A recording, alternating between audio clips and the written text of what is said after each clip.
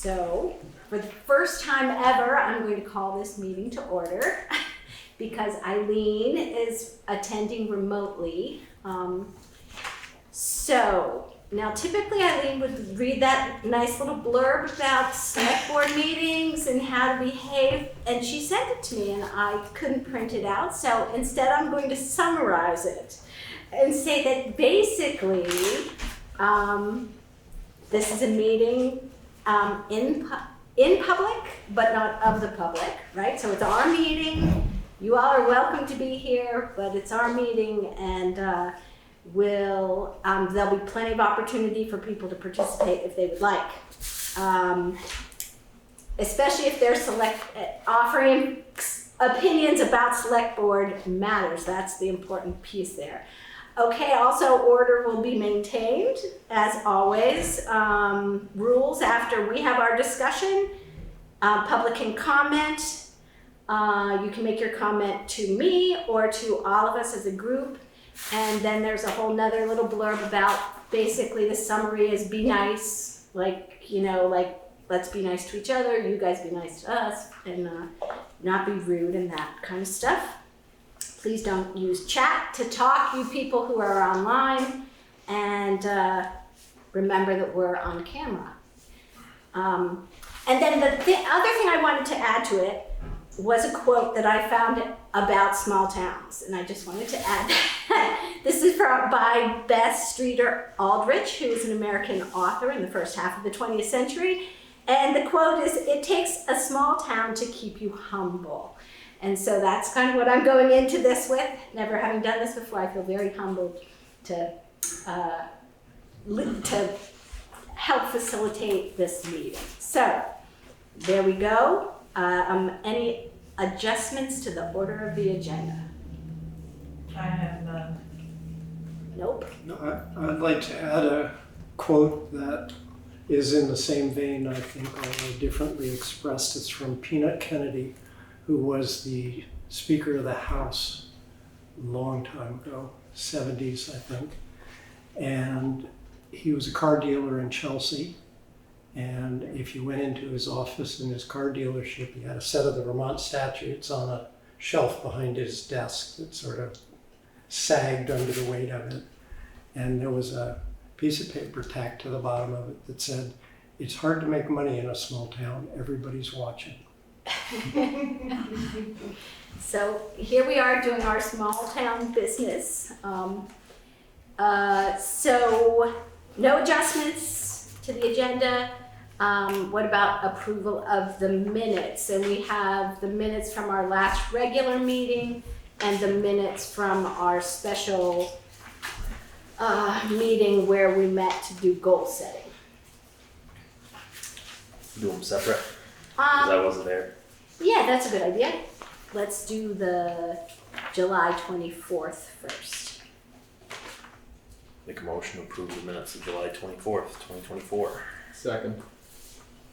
Any discussion? Anywhere? No discussion?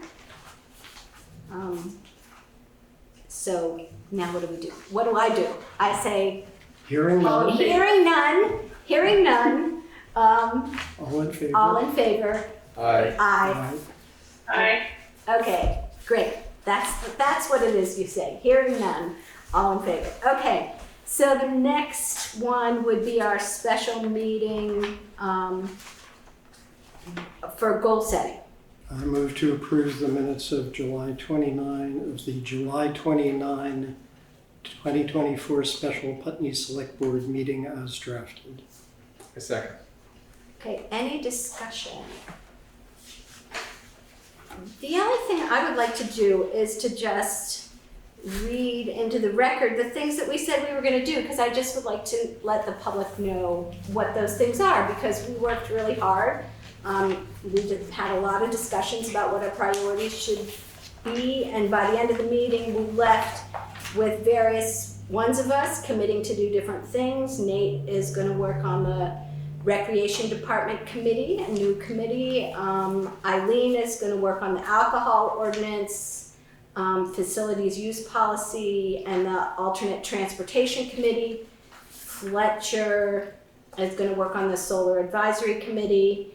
I'm gonna work on the 1% local tax option and fee structure. I'm gonna work on an ordinance with Karen, an events ordinance. And we assigned you, Eric, to the highway access policy. Are you okay with That's that? fine. Okay. They wanted to give you more, but I told them no. Okay. So, no comments? Okay. Yes. Oh, yeah, Eileen, one second. Nate, Yeah. would you do me a favor and will you keep your eye on Absolutely. who has things to say online? Because I know I'm not going to be able to track it all. I can flag you down, yeah. Okay. So I have this memory, and you guys can correct me if I'm wrong, but I think we made a commitment to have a charge or draft charges written by the end of August on the committees that we were going to stand up. Am I making that up? It says October in the minutes. Just the draft, not the actual committee. That we said the select board would have the draft charges for those committees? By the end of August. I hope we gave ourselves a little more time. Yeah. Okay, that's fine. I like more time. I just remembered August. Okay, let's stick with October. That's what it's. Okay, sounds good. Yeah, I looked at all the notes that were handed to me, and I didn't see any language pertaining to resolutions to be drafted by August. Okay. Right.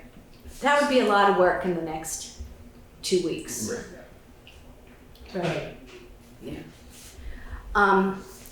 Okay, so hearing nothing, would somebody like to? Oh, no, wait, what do I do now? All those in favor? Okay, so hearing no comments, right? All in favor? Aye. Aye. Abstained. Okay, and Eric's abstaining. Oh, Right. okay, so now we've got off to a rolling start. I really like that nobody's here. I mean, I don't know if you can see, but not nobody, but we have a very small crowd here, so it's so much less intimidating. No, you could do what candidates for president do and just say, there's thousands of people out there. And they all came to watch me facilitate. Okay, so we got through number 3. All right, how about warrants to the treasurer? Make a motion to approve and execute the warrants to the treasurer upon completion of review.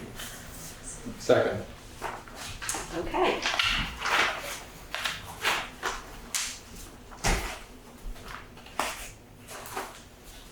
Any comments for Karen? Are you gonna read that? Are we ready?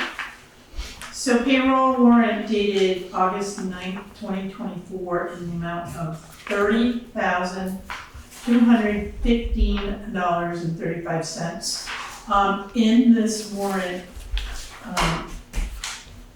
we paid the EMS folks for all the time from April to now. So there was some training that had taken place. Some folks had gone on calls for Putney, and we back paid all those folks. So it's a little bit higher than normal, but at this point, we're all caught up. And we still have pool in here, lifeguards.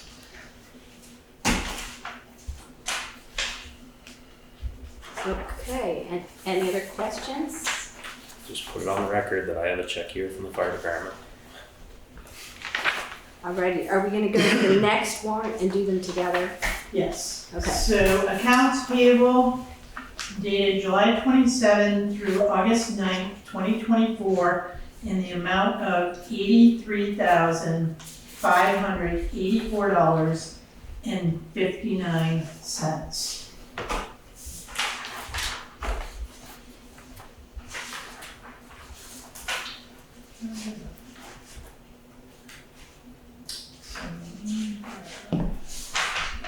So this particular warrant, so catalyst tax and gamma, that's for the lister's office. That's an annual subscription to the software package. Town of Dummerston is property taxes for the gravel pit, so that's only half. Home Security Service, LLP, are security cameras for the highway department and the pool. They required a 50% deposit. And we do have a grant that will cover some of that. MVP Healthcare, $18,327.96, that's normal. Southeastern Vermont Economic Development is the appropriation from the budget in the general fund that was voted on at town meeting. Simon's Operation Services is our contract, monthly contract amount. There is a little bit of extra in there, $680 that they had to clean out a pump down on Home Depot Road. That was probably rags. So that's not in the contract. Traffic comm systems is the radar sign for the elementary school that finally came in. So we now paid for that. King's Electric will install that. It's a new sign? No, so the northbound solar radar sign, Yeah. speed limit, has been out since December. Ah, So we had to order a new one. okay. King's plans on putting it in maybe Friday, if it doesn't rain on them. We'll see. And then Vermont Life Safety is alarms, checking our alarm system, town hall, fire station, and town garage, and looking at all the fire extinguishers. So those are the, out of the ordinary. Brady Plus is a supply company. Used to be Swish, now it's a different name.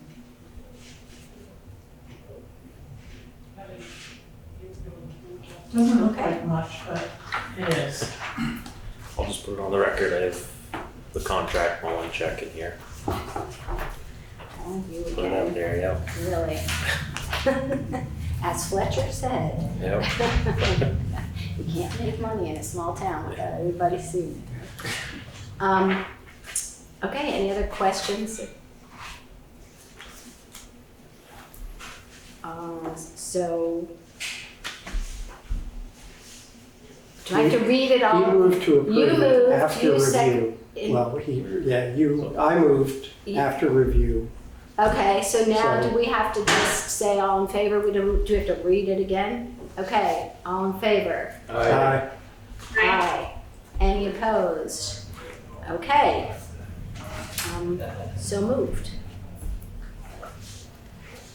Okay, are there any public comments on items not on the agenda?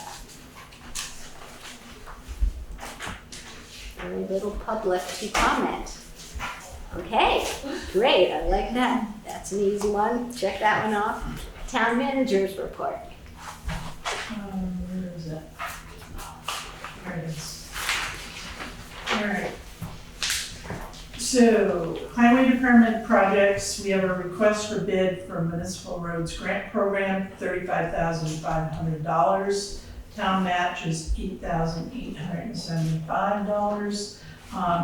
That went out to approximately 8 contractors. It's on our website. The site meeting is this Friday at the base of Putney Mountain Road and West Hill. And that project is, there's actually 2 sites. So Putney Mountain Road is approximately 2.6 miles. And Windham Regional Commission is working with us. They mapped out the entire road for replacement of culverts, for stone line ditching or grass line ditching. There's got to be some turnouts that need to be in place for stormwater runoff. And What's the turnout, Karen? I don't know if I can explain that. So a turnout is like for the water to like flow, so it doesn't erode the road. So there's, on the map, there's certain places for these turnouts. And on the map, it shows which culverts have to be replaced, which means they'll pull them out. They're gonna upsize the culverts because of the amount of rain we're getting. Putney Mountain Road is a tough road, as you know. The brook's on one side and there's ledges on the other. So we elected to put this one out to bid to see what we can get for pricing. And depending on the bid proposals that come back will dictate which section of Putney Mountain Road we're gonna do, because we're limited with funding. I will take a look at the capital reserve, because if they're not too far off, we might be able to pull it out of the reserve to do a whole, like, site. The other thing too with these grants and aid funding is that if you start a segment, you have to finish it. And a segment's approximately 328 feet. So, and Putney Mountain has a lot of segments on it. So the first site has 7 segments and the second site has 5. So we'll see what we get back from contractors. The work has to be done by September 30th, 2024. Well, that's pretty quick tight. turnaround. Yeah. So I'm not sure how many contractors will bid on this.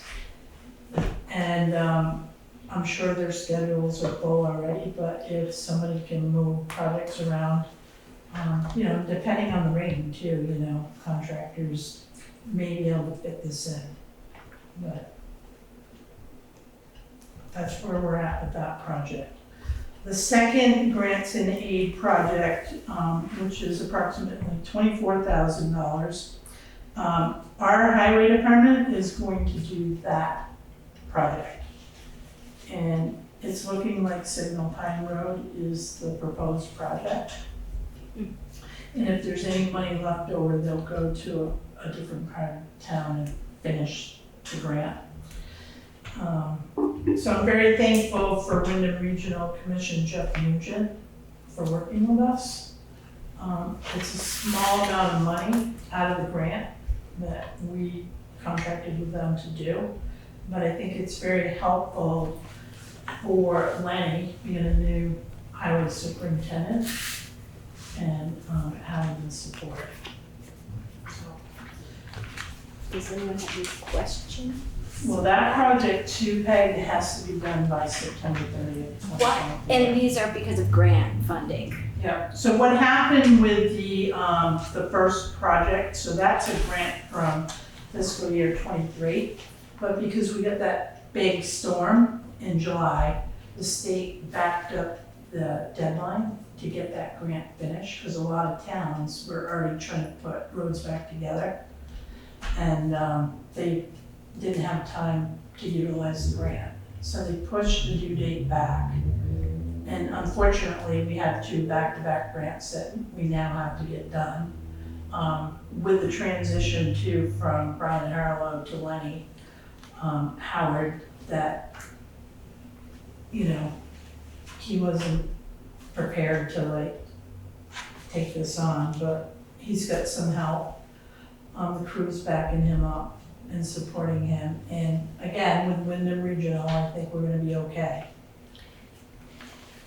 And what's happening on Signal Pond? What's the project there? So Signal Pine gets, in the wintertime, there's a lot of runoff from water, and then it builds up ice.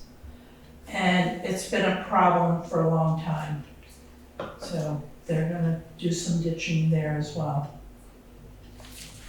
And they may have to upsize a culvert up there. I didn't actually look at that map, but. So there'll be some work there, not as much, but I'm just thankful that the highway department's gonna try to navigate the project. So, good for them. We also have advertised the position of a highway equipment operator in the Commons. It's on our website, it's been posted to Facebook. So we will be accepting applications on a rolling basis until it's filled. So we've been down one person for quite a while, and I think it's appropriate to get one more person at this point, especially coming into winter. This position does require that somebody have a CDL license in order to drive a truck. And we're only down one person? Mm-hmm. That's good. Yeah.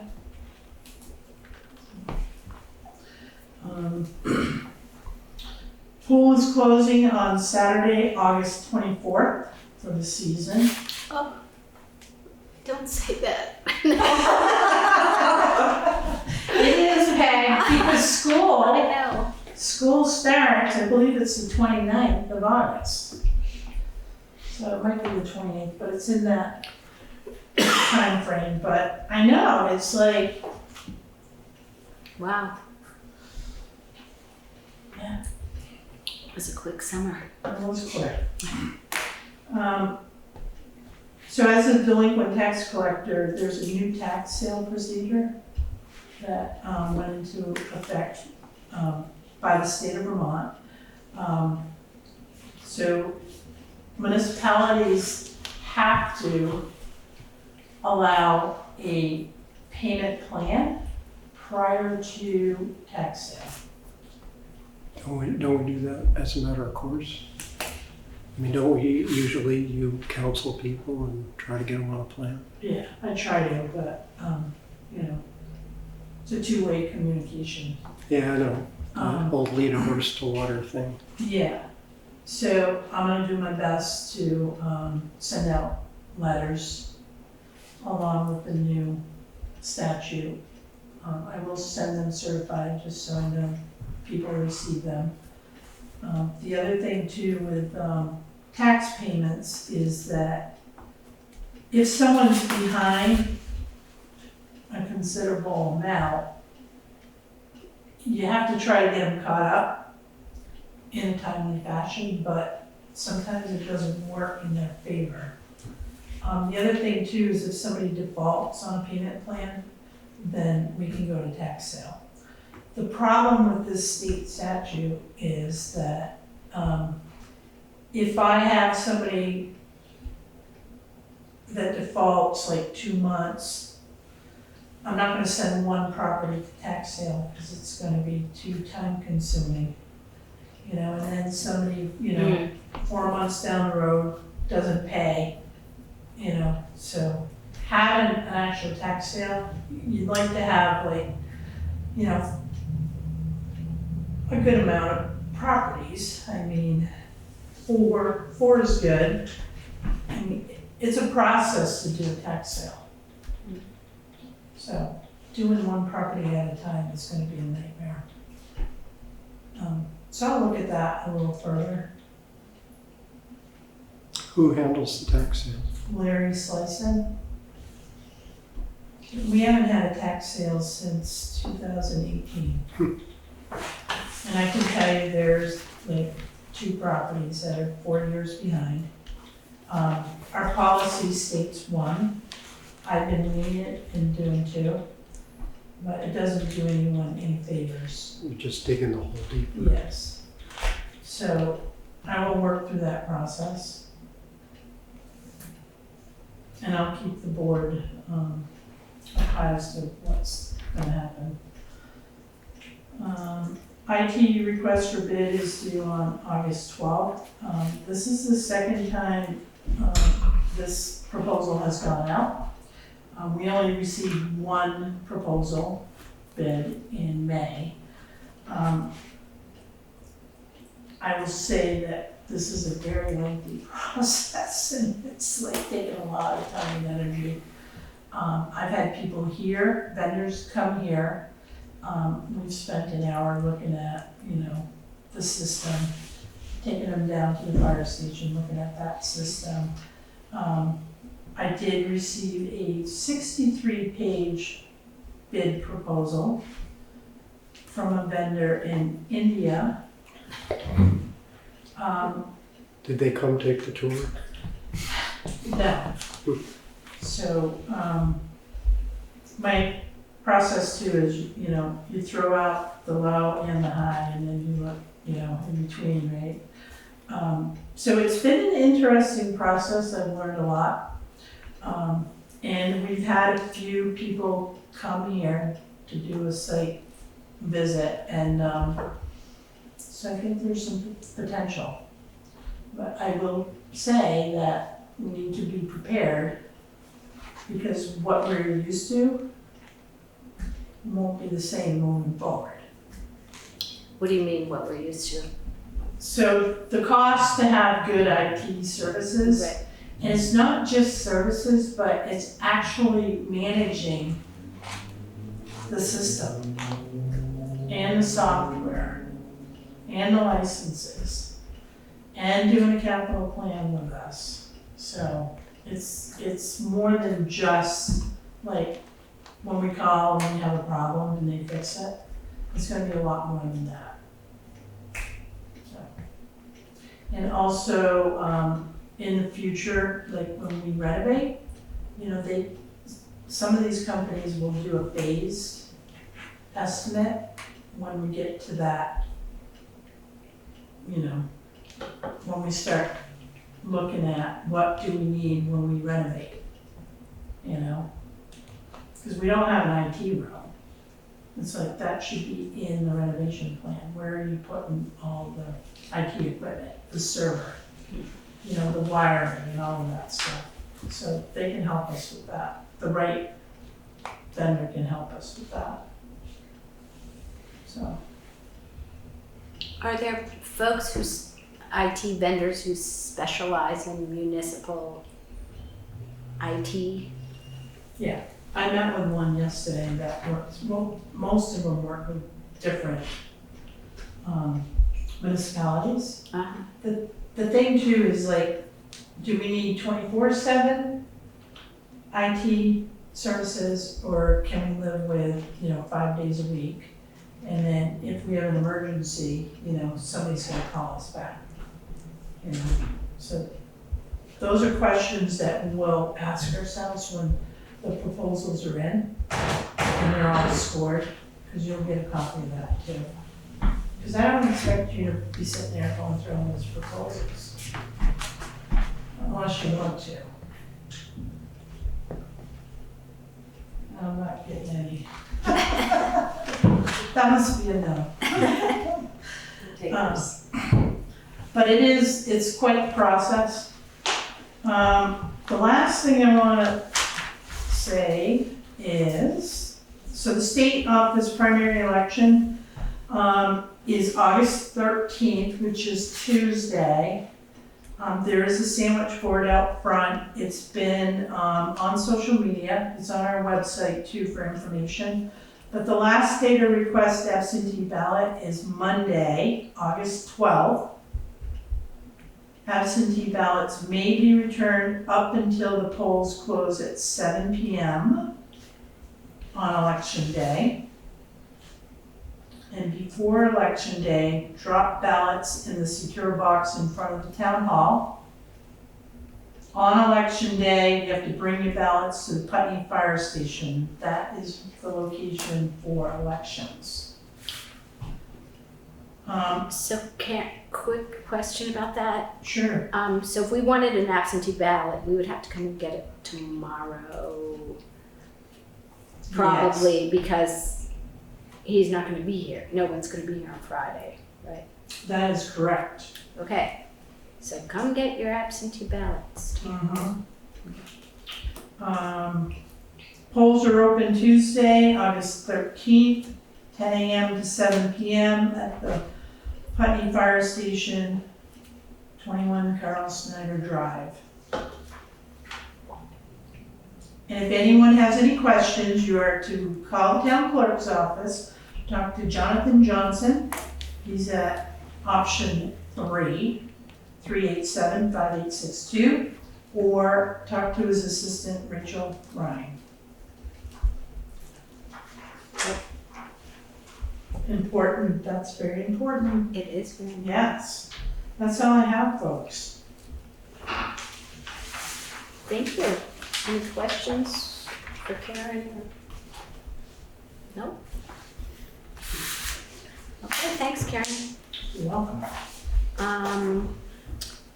On to number 7, boards, committees, and commissions. The only thing listed there is the Putney Fire and Rescue Advisory Committee status report, and that's me. And we, like I reported at the last meeting, we met on July 22nd. We don't meet again until the 19th. In the meantime, we've all fanned out, and I've been meeting with folks in Guilford, and Karen, I know, has gone to Grafton. People have gone to or are going to Walpole, Westminster, Rockingham. We're researching fire districts. Basically, the advisory team we all have assignments that we're working on, and we'll come back and report back on those on August 19th. And so if anybody has any questions or anything to add for us, please be in touch with any of us. It's a hard-working crew. So we're on to Selectboard New Business. Wheeler and Warner sewer and water connection request. So I'm going to speak to that. Okay. So Elizabeth Warner is out of the country. She did send me an email. So in your packet, you have application for allocation and connection for water and sewer. This is for, this should say lot 2, not lot 3. And it does not technically have an address yet because there's no building on it.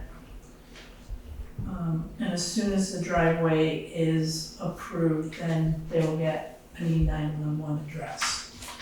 So I approved an application for a zoning permit to build a duplex on this lot, number 2, on Old Depot Road. And now the owner is coming to the board for connection for municipal water and sewer. We do have capacity.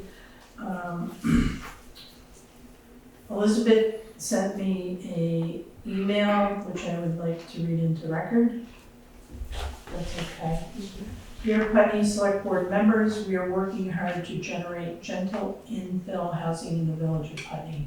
We appreciate your support in granting us the water credits needed to hook up to the town water system for our proposed duplex on Old Depot Road.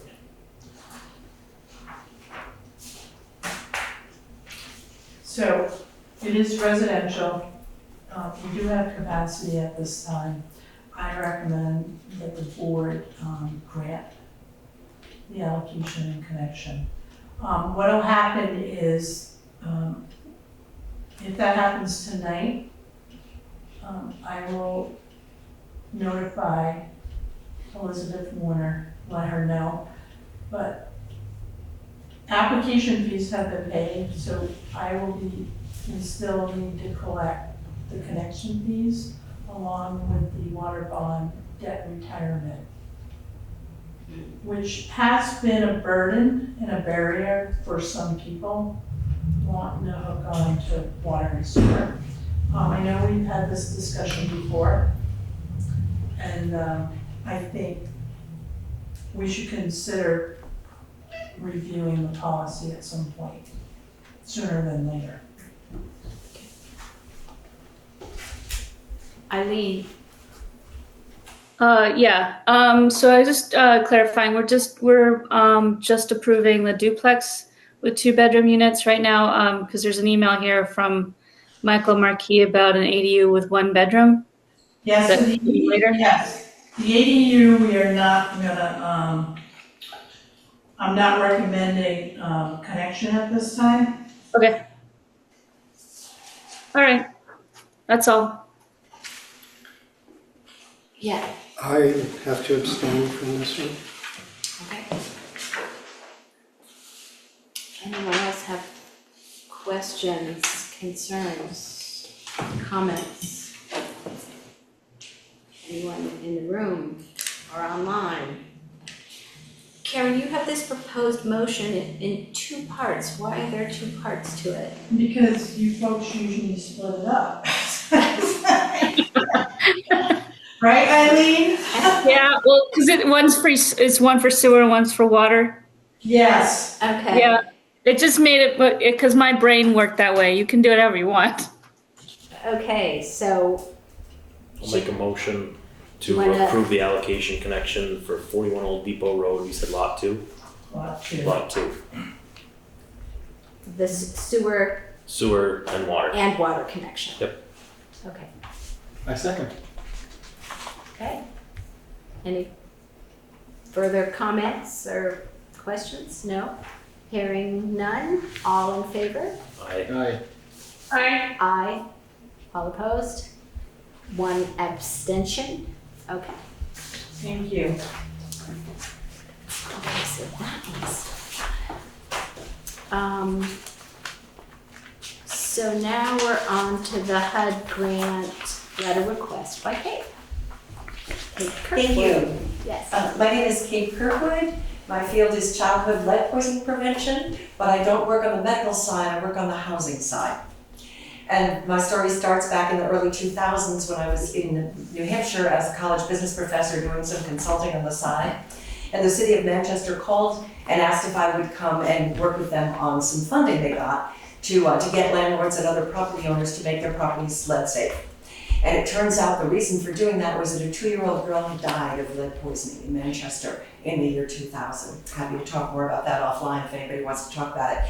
After, I was horrified as a young mom at the time with my own kids. I was horrified that could happen. So it kind of got me hooked on the situation, and I've been working in childhood lead poisoning ever since. I've worked with the city of Manchester, and we write multi-million-dollar grants. So I've written about $20 million so far for the state of New Hampshire over these years. Manchester, Nashua, and the statewide program, which is run by New Hampshire Housing. A couple of years ago, I started working with a small county in New Hampshire, Sullivan County, which is, you probably know, Claremont, Newport, that area right across the river here. I moved over this way and ultimately moved to Vermont. And I love it here. So I continue to work with Sullivan, but I see a lot of similarities between, I've just finished a program there, see a lot of similarities between Sullivan County and what I would call Windham County here, although I know you don't have the same kind of county government. But I'll give you a couple of examples of what we've been doing and what I would like to try to do here. So the population's about the same. Sullivan has 43,000, Windham has 45, median income 40,000, 50,000, very similar. And the key is a lot of housing before 1940. People think about lead in 1978, but the truth is if we go back as far as 1940, 9 out of 10 properties have lead paint.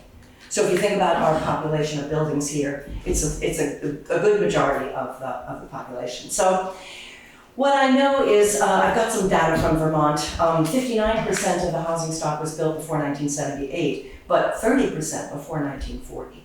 And 36% of our rental stock was built before 1940. Rental properties are notoriously difficult when it comes to lead because the maintenance is just not the same when tenants are in the building, right? I'm sure we don't have to talk about that, but just to give you an idea what my program in Sullivan was able to do over the last 3 years, we brought in $2 million, we inspected 80 units, 80 homes, right? Some are apartments, some are single family homes.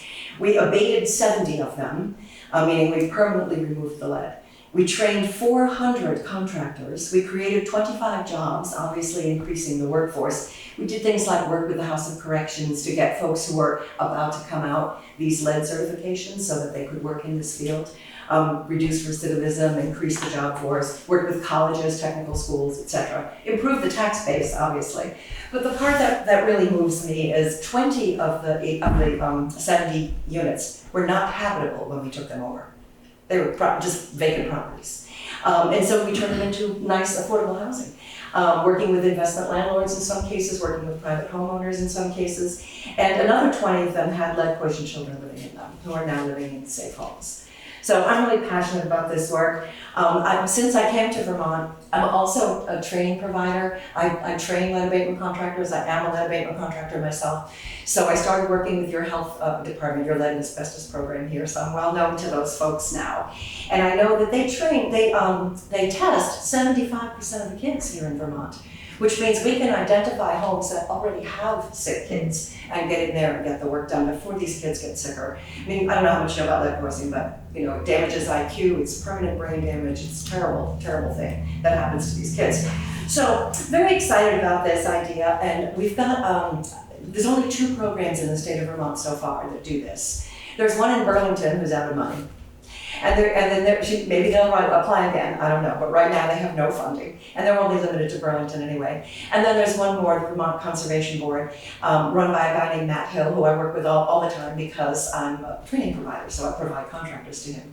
So I talked with him about this, and he said his program, statewide program, is 6 months behind right now. They've got a 6-month backlog of work. They can't keep up because they don't have enough contractors. So I'm helping him to train contractors to develop the contractor pool.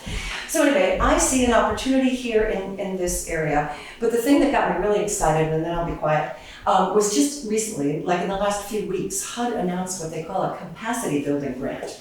So normally the grants are large. We apply for anything between $2 million and $7 million. But now they have this little grant, which is not to do the work, but simply to develop capacity to write one of the larger grants. And they're allowing us to write $500,000 to $2 million. So I'd like to, and you have a 2-year period to spend this money to just build a team. So I thought, without county government, a way to do this might be to talk to small towns in the area, which is what I've been doing, and see if we can get a consortium of towns together where we can, hire a couple of staff people, build a community around figuring out what the rules would be in our program, what the income levels are and all that sort of thing. We would help. And how we would go about getting the contractors up and trained and get the contractor pool built, get a list of property owners that are interested in the program, and then go and apply for the larger dollars. So what I'm asking for today is a support letter from Putney if you are interested in being one of these towns, basically saying if she gets the money, we would like to work with her. That's what I'm after. And full disclosure, I serve on the select board in Brattleboro. So all I can do is not say hi. No. So and earlier this week I spoke with New Fane. So I'm working my way through. I'm going to Guilford and Wilmington, and so I'm working my way around the towns. So that's what I'm after. And if there's any questions, I'm happy to hear them. I just think that's wonderful. Yeah. I'm pretty excited about it, you can probably tell.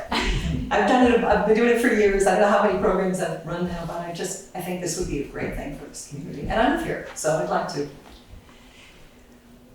Can someone read the letter into record? And just so Kate, I did make some small modifications. Whatever you want. It was just meant to be an example. I sent an example support letter in my package. But yeah, the numbers were kind of like, I don't know. Oh, I don't remember what I said. Oh, I have a copy. Go ahead. So do you want to read it in? Sure. To record? Dear Miss Kirkwood, on behalf of the town of Putney, we are pleased to issue this letter of support for the Lead Hazard Control Capacity Building Grant, which includes our town. The town of Putney contains approximately 833 housing units. We acknowledge houses constructed prior to 1978 could contain lead paint hazards. Putney is dedicated to preventing childhood lead poisoning in our community and is pleased to partner with HUD in this endeavor. We will do our best to work with this program manager to develop capacity in our town to remediate lead and other health issues using the HUD funding. We will dedicate resources such as staff, time, and physical space required to work with HUD grant program manager to provide intake and training in the town of Putney. We will assist to get the word out to attract, train, and maintain a list of lead abatement contractors in our community and to inform and encourage property owners in our town to participate in the OHHLHC grant program. We are excited by the partnership and look forward to making our community safer in the coming years through the HUD OHHLHC funding. Respectfully, on behalf of the town of Putney Selectboard, Alden, Fletcher. That's perfect. Thank you. All those letters means Office of Healthy Homes and Lead Hazard Control. And I neglected to say, in addition to lead, we have funding to do some other stuff. Radon, mold, that sort of thing. Yeah, that's the Healthy Homes part. Interesting. Yeah. So, I think this is a great program, and anytime someone can secure funding is even better. So for us, being a small town, we're limited to staff and time, but if this proposal creates a team, I'm willing to support the endeavor, because thinking outside of the box with what's going on through the BCRD process, and I've been talking to the staff here to create a database of local contractors for different things, and I think this is a good start right here. But I just want to be clear that, we will support with communication and that kind of stuff, but pulling somebody away from town business, we'll have to work through that. Sure. So I can, do I have 2 more minutes? I hate to take up more time. You're okay. In Sullivan, the way that it works at the county level, they only have 3 staff people too. They're slammed with work. So I wrote myself a salary, basically. I mean, they had to put it out to bid and all, but I got the job because I have a lot of experience in this. And I would do that again. I would want to work in this program. Okay. So that's first. I want to eventually move from working across the river to do my work here where I live, right? So I would be a paid staff person in this. But what I did do with Sullivan County, and I certainly could do it with Putney or with one of the towns, will have to be what we call the lead applicant. They won't give money to an individual. Okay. The money has to come through a town. So what I did, or a governmental agency, it could be county or city, whatever. What I did with Sullivan County was I wrote in the county manager for, I think it was 2 hours or 3 hours a month. And so in the HUD budget, they paid his salary and fringe and everything for a few hours a month. And I wrote in the treasurer for, I think, 10 hours a month, but she maybe spends 2. She has to pay a few bills. Right. But the very first month, I think she probably did spend a while, because you have to get this, HUD has a drawdown procedure, you're probably familiar with it. And that took a little bit of training on her part and a little bit of tedious back and forth with HUD. But once we got it done, honestly, it's 2 or 3 checks a month, right? But, and it's part of their regular check run, make it really easy. But the town is actually making money on the deal in the sense that their people are paid every month by that salary. So some town, and if we get this off the ground, some town will have to do that. Putney would be a great choice, but I certainly don't want you to feel obligated. But if that would make a difference, that's an easy one. Some town has to do it. Explaining that. Sure. Other questions or thoughts, comments? I hope we can get it going. It's a great program. So far, response has been terrific. There's not much of a downside. I'm going to read the proposed motion here. Select Board moves to execute a letter of support for a HUD grant program grant. Period. Sorry. Should have been a period there. For the purpose of lead abatement and healthy homes work. This is a 2-year capacity building grant and will require engagement from the town of Putney. So moved. Second. Okay. Any further discussion, comments? Nope. Hearing none. All in favor? Aye. Aye. No opposed. Okay, Thank you. great. Thank you very much. I look forward to working with you. Yeah. Yeah. I'm excited. Is it okay if I leave? Oh, Yes. absolutely. Yes, I will. Thank you all. Bye-bye. We don't take hostages. Right, we don't take hostages. Only the sheriff. Okay. On to C, Windham County Sheriff Office. Welcome, Sheriff Mark Anderson. I'll move into the front seat. Yeah. Thank you. Good to see all of you again. I believe I'm here speaking about the regional policing proposal. Is that right, Karen? That is right. Great. So for the past roughly 2 years, one of the projects I've been working on is really has everything and nothing to do with policing. The nothing is that really the problem we're trying to solve is how do we more efficiently allocate resources and manage resources in Vermont. And as I talk about the problem, it can apply to policing, it can apply to lead poisoning, it can apply to highways, fire departments, EMS, all the systems. An example that I like to use is, does every town need a grader? Guilford needs a grader. Vernon needs a grader. Vernon has 3 dirt roads, Guilford has almost 80% dirt roads. So how much of a grader does Vernon need to own? And I'm not here to say Vernon needs to sell it, but the point is that both towns currently have a grader, because when they say let's work together, that becomes problematic. The Windham Regional Commission worked on a bunch of work both internally with the towns as well as with the legislature to say, can we come up with ways to create intermunicipal sharing agreements? And then we run into the problem of insurance. And so what happens if one town damages the grader? And so it becomes very complicated and convoluted quickly. I'm looking at it through the lens of policing, rural policing in Vermont. My problem statement is basically it's terrible. The systemic failures of the state of Vermont are known because we've done the same thing for 70 years. The legislature, think groups, public agencies, special interest groups have commissioned numerous studies across those years. They all generally come back with this concept of regionalizing governance. The closest form of government that Vermont has to a regional government, so bigger than a town, smaller than the state, is county government, which we all know is just about non-existent. I represent 1/3 of it. And the relationship that my department has with the town of Putney is through a contract. It's not tax funded for the policing services that we provide.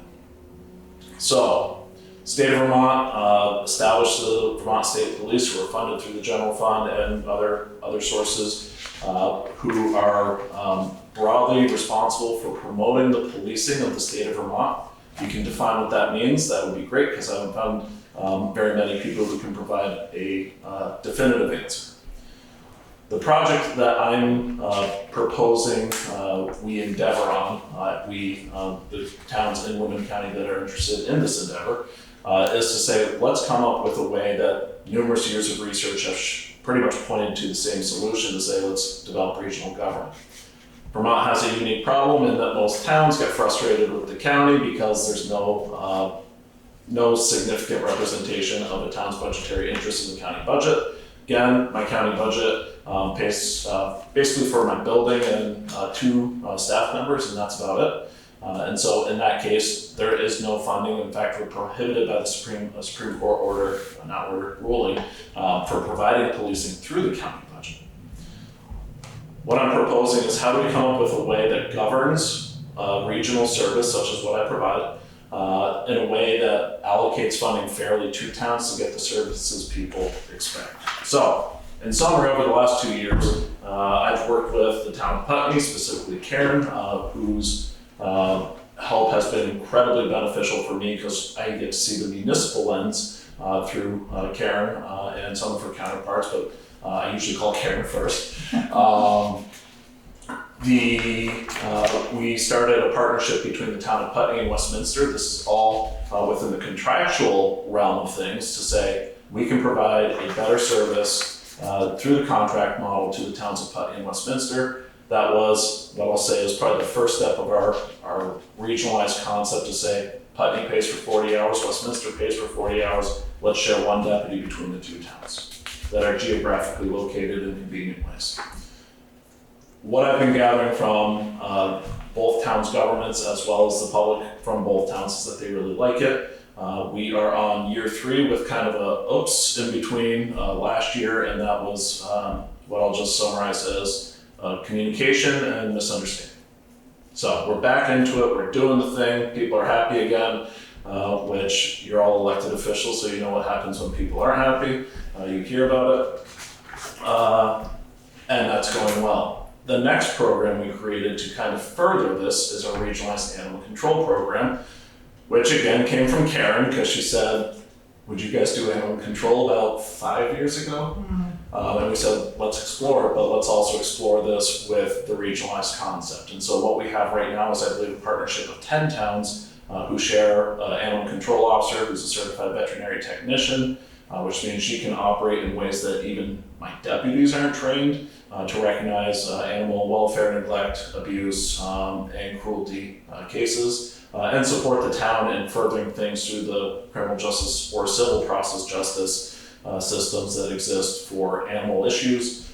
What we found on that program was a lot of towns were generally under-resourced in staff and ability to perform some of the follow-on actions of investigations. And so it's, I mean, the typical thing, we have volunteers that we depend on to do a lot of work in our towns. And we don't always have trained or competent volunteers, even if they are the most well-meaning, well-intending people that we can find. That program has been growing. We've added 2 to 3 towns each year since we started it. I have 2 or 3 more towns, I believe, who are interested, and so we're going to start talking with them, because the more people who participate, the cheaper it becomes for all the towns, i.e. better resource management. So regional policing has been kind of my goal in all of these projects, to say, can we do it better? Do we need to pay for 3, 4, 5 dispatch centers in Putney, which in ways you do, to provide the same level of service that the city of Boston provides through one dispatch center for the same roughly population as the state of Vermont? I think we could do it with one, but that's regionalized communications. That's a problem that's in the legislature. I'm interested, but I'm not really trying to drive that narrative right now because it is subject to legislative change. But regionalized policing is not currently the prime topic. Working with a group of stakeholders from all the towns in Windham County that do not have a police department, so Putney being one of them, that takes us to 19 towns. 2 towns said that they were not interested in being involved in this, very small communities, and I mean, all things considered, I understand. But 17 towns in Windham County like this idea. I'm not asking for any money right now. Putney already contributes money to my department, and generally speaking, what we're trying to do is say the money raised in policing, how do we allocate the resources so that we can provide the service that we want to provide to Windham County, and how do we make sure towns are paying a fair rate? And so Putney makes a investment in my department to provide the services that we provide. What I see is that other towns that currently don't invest, they might have to pay a little bit more, depending on what is ultimately agreed to. So then we have to solve the governance problem. How do we get governance from towns? And so I was working with VLCT, just very broad strokes, and what we were basically talking about, what they educated me on, is I was talking about a council of governments. And so we create representation of the towns through a council of governments, similar to how the rescuing board works. You have a representative from the town, or the solid waste districts, a representative from the town. How they're picked, that's to be determined, and that's some of the work we are now working on. Through about the last year of these not public conversations, we wanted to create kind of a forum where we could have subject matter experts, town governmental experts, be able to work through some of the details so that we could say this is a draft, to take us to the next part, which is public process. And so we want to start engaging the public to say, is what I'm building actually what you want? You say when you call for help, you want the police to show up. There's a reality, which is there's a cost. Is the cost something we can stomach? We all just saw a significant tax increase, or a recognition that the pandemic happened and, well, the world became more expensive. So there's certainly a tolerance to what people are willing to pay for. I acknowledge that. If it's not worth my time to create the service because we can't pay for it, that's fine. But we can put this in a report, we can put it on the shelf next to the last 7 years of studies, and the next person can come along and pick up the torch to go further. I am encouraged by this work though, because the reality is that Putney and Westminster, what you have had, based on the conversations I've had with your constituents, is that they really like the fact that the service is accessible, even if it's not ideal. The contract model is frustrating because under the paradigm, I'll go back to when we just served Putney under the contract, not the shared relationship with Westminster.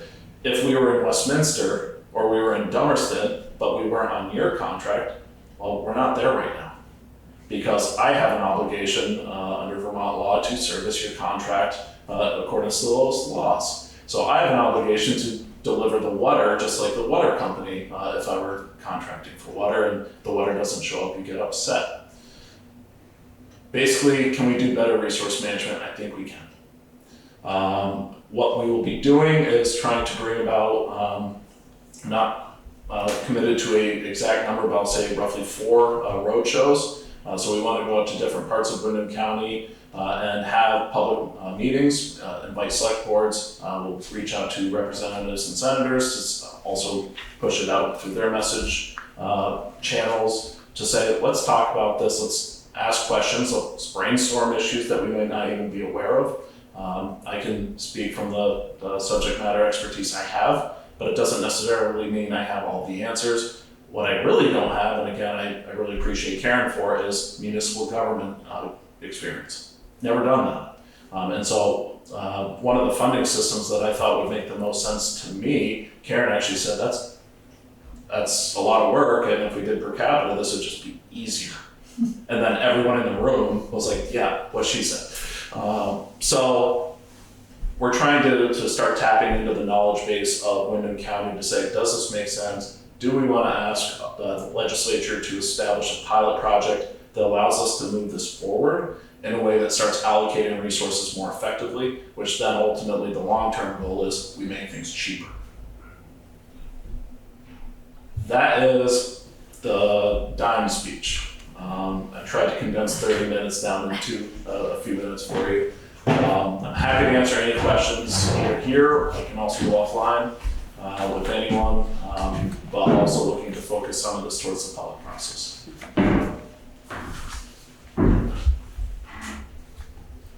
Questions? Yeah. Thank you for that. I happen to be present at a couple of Westminster Select Board meetings where this topic came up, and a certain amount of discontent, this was a couple of years ago, but a certain amount of discontent was expressed just at Westminster not feeling that they got their fair share of the services and wondering about the 40 hours per week. And one thing that occurs to me that I don't want to try to fine tune or micromanage your proposal, but one thing that occurs to me is just plain geography. Westminster is bigger than Putney. There's more square miles or square feet in Westminster than Putney, so providing coverage, which you routinely do by driving up and down those roads. I mean, if you're not on a call, you're usually cruising around or maybe hanging out under a bush with a radar gun. But occurs to me that taking into account the size of the town would be a good thing to do as well. Yeah, so it's hard to factor in the size of the town, only for the reason of some basic economic issues. What the town grand list is, and so the town's ability to pay, what the population is, which is also a driving factor of call volume, at least by correlation. I would be less concerned about the square mileage and more about the road mileage, because very rarely are we dealing with running into the woods for miles on end. But that said, well taken, we do consider population to be more of a driving factor. While Westminster has a higher population, the town of Putney and Westminster are relatively similar. And our experience has been, generally speaking, call volumes roughly the same. How we balance the time is actually by hours, and so both towns pay for 40 hours. And so we make sure that the towns get 40 hours, and we settle that with you in our contract, which we just did about a month ago. The other thing, just speaking about Westminster, part of the miscommunication was Westminster was frustrated in part because they cut my budget in half without any discussion at town meeting. and thought the contract would remain the same. Communication occurred with the not then outgoing town manager saying this is the effect it will have, but because there was no communication to the town, to the board, to anyone until after the complaints began, there's a lot of misunderstanding of what we actually contracted to do. So that was some of the miscommunication and the blip of why did the program fall apart for that period. It's because people didn't fully understand the agreement. And so what we actually did as a follow-up, because the select board who came in afterward recognized that they want the service, the people wanted to fund the service, they just weren't getting the service. We needed to have a memorandum of understanding to explain what we do with the town of Putney, the town of Westminster, and my department. So we've since codified that. So that if I move on, the next sheriff would know what are we doing in Putney and Westminster. If a board member moves on, if the town manager moves on, all the people can see this memorialized document. So we learned that lesson, but ultimately, as we progress into another year of this relationship, I think it's going positively. As I recall, the discussion at the Westminster Select Board meeting where they cut your budget in half was basically, this will get his attention. And I guess it worked, because that started the discussion. No, that was, I don't need to get into the details of the Westminster meeting, but that didn't get my attention. Generally speaking, it's when the select board chair calls me and says, hey, can we have a discussion? Or town manager calls and says, hey, can we have a discussion? You get my attention. I'm here because the town manager got my attention. This has been a project that we're passionate about. And it's hard to explain contract language that is developed by an attorney to people who don't necessarily understand county law. Because I can say our county law is very archaic. And so even we have to say, well, there's a stack of books over here, documents, decisions from the Supreme Court, Stovey, Lamoille, all these different things that we can go into to start saying, we can't do it the way you say it's working. And then we also have to explain, we don't get funding from the county for providing law enforcement services. So a lot of people have different levels of understanding of how it is, not to fault them, just simply to say, we have to educate. And it's constant communication with constant turnover across the county, but that's a natural progression of town governments and any other body. Mark, can I just ask a question about Sure. what you're wanting from us? You're wanting a letter of support from us? I think that will come next. Okay. And so my goal would be, my plan is to ultimately get a proposal together that we can present to the Windham County delegation to go to Montpelier this winter, or I should say January, with a pilot project that we've put in place for about 3 years. Okay, so you don't need anything from us tonight, you're just here to educate us about where you're at in your process. Correct, unless Karen wants to correct me.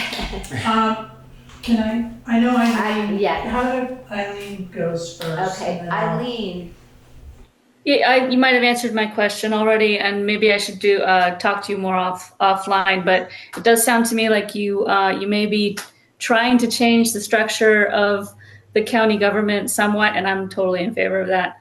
So your expectation would be that some legislation would change just for Windham County for a period of 3 years that would, to some extent, divorce the sheriff's piece from the county, the courthouse piece.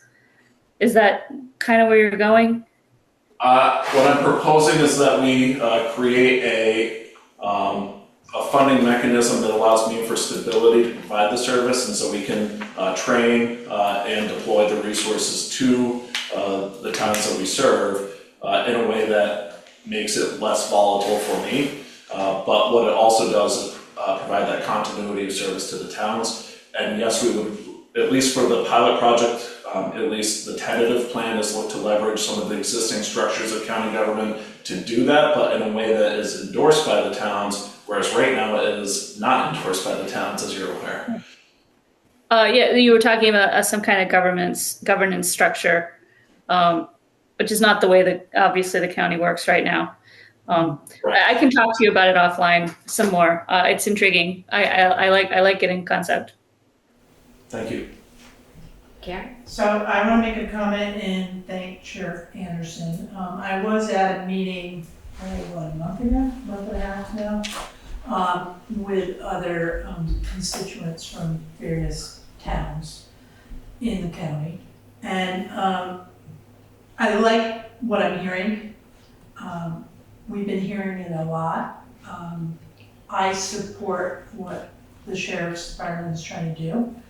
And if and when this committee is stood up, I would like to represent Putney on that committee.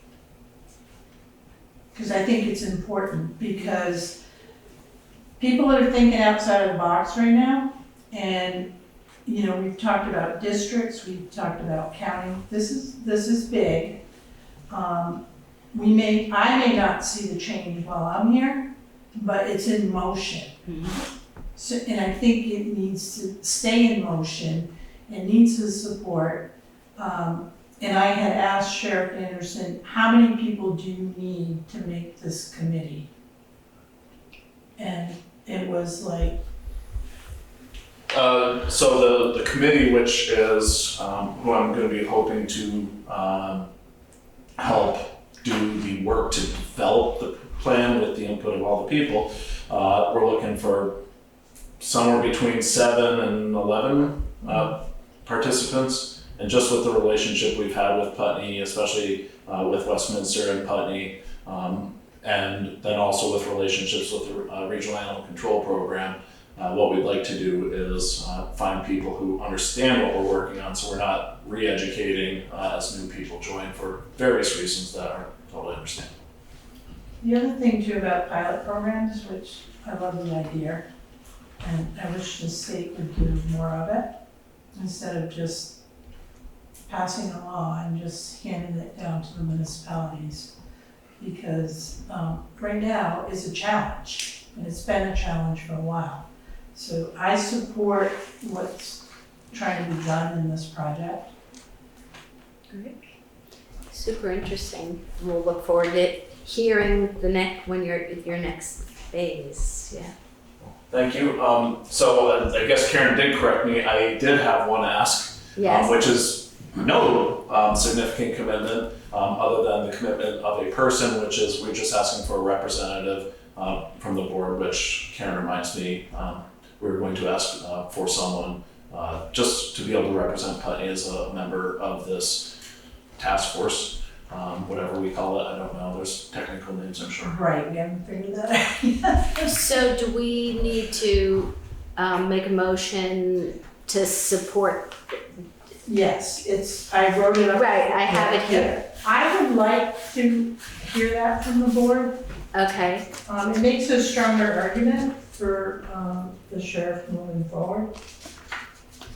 And it shows our commitment too.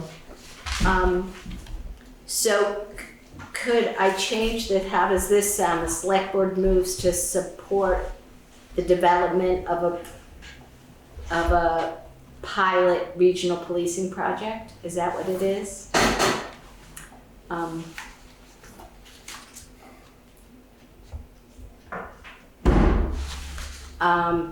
As presented by Sheriff Mark Anderson of the Windham County Sheriff's Office. How does that sound, folks? Someone want to... I'll read it again, Yes. okay? Select Board moves to support the development of a pilot regional policing project as presented by Sheriff Mark Anderson of the Windham County Sheriff's Office. So moved. Second.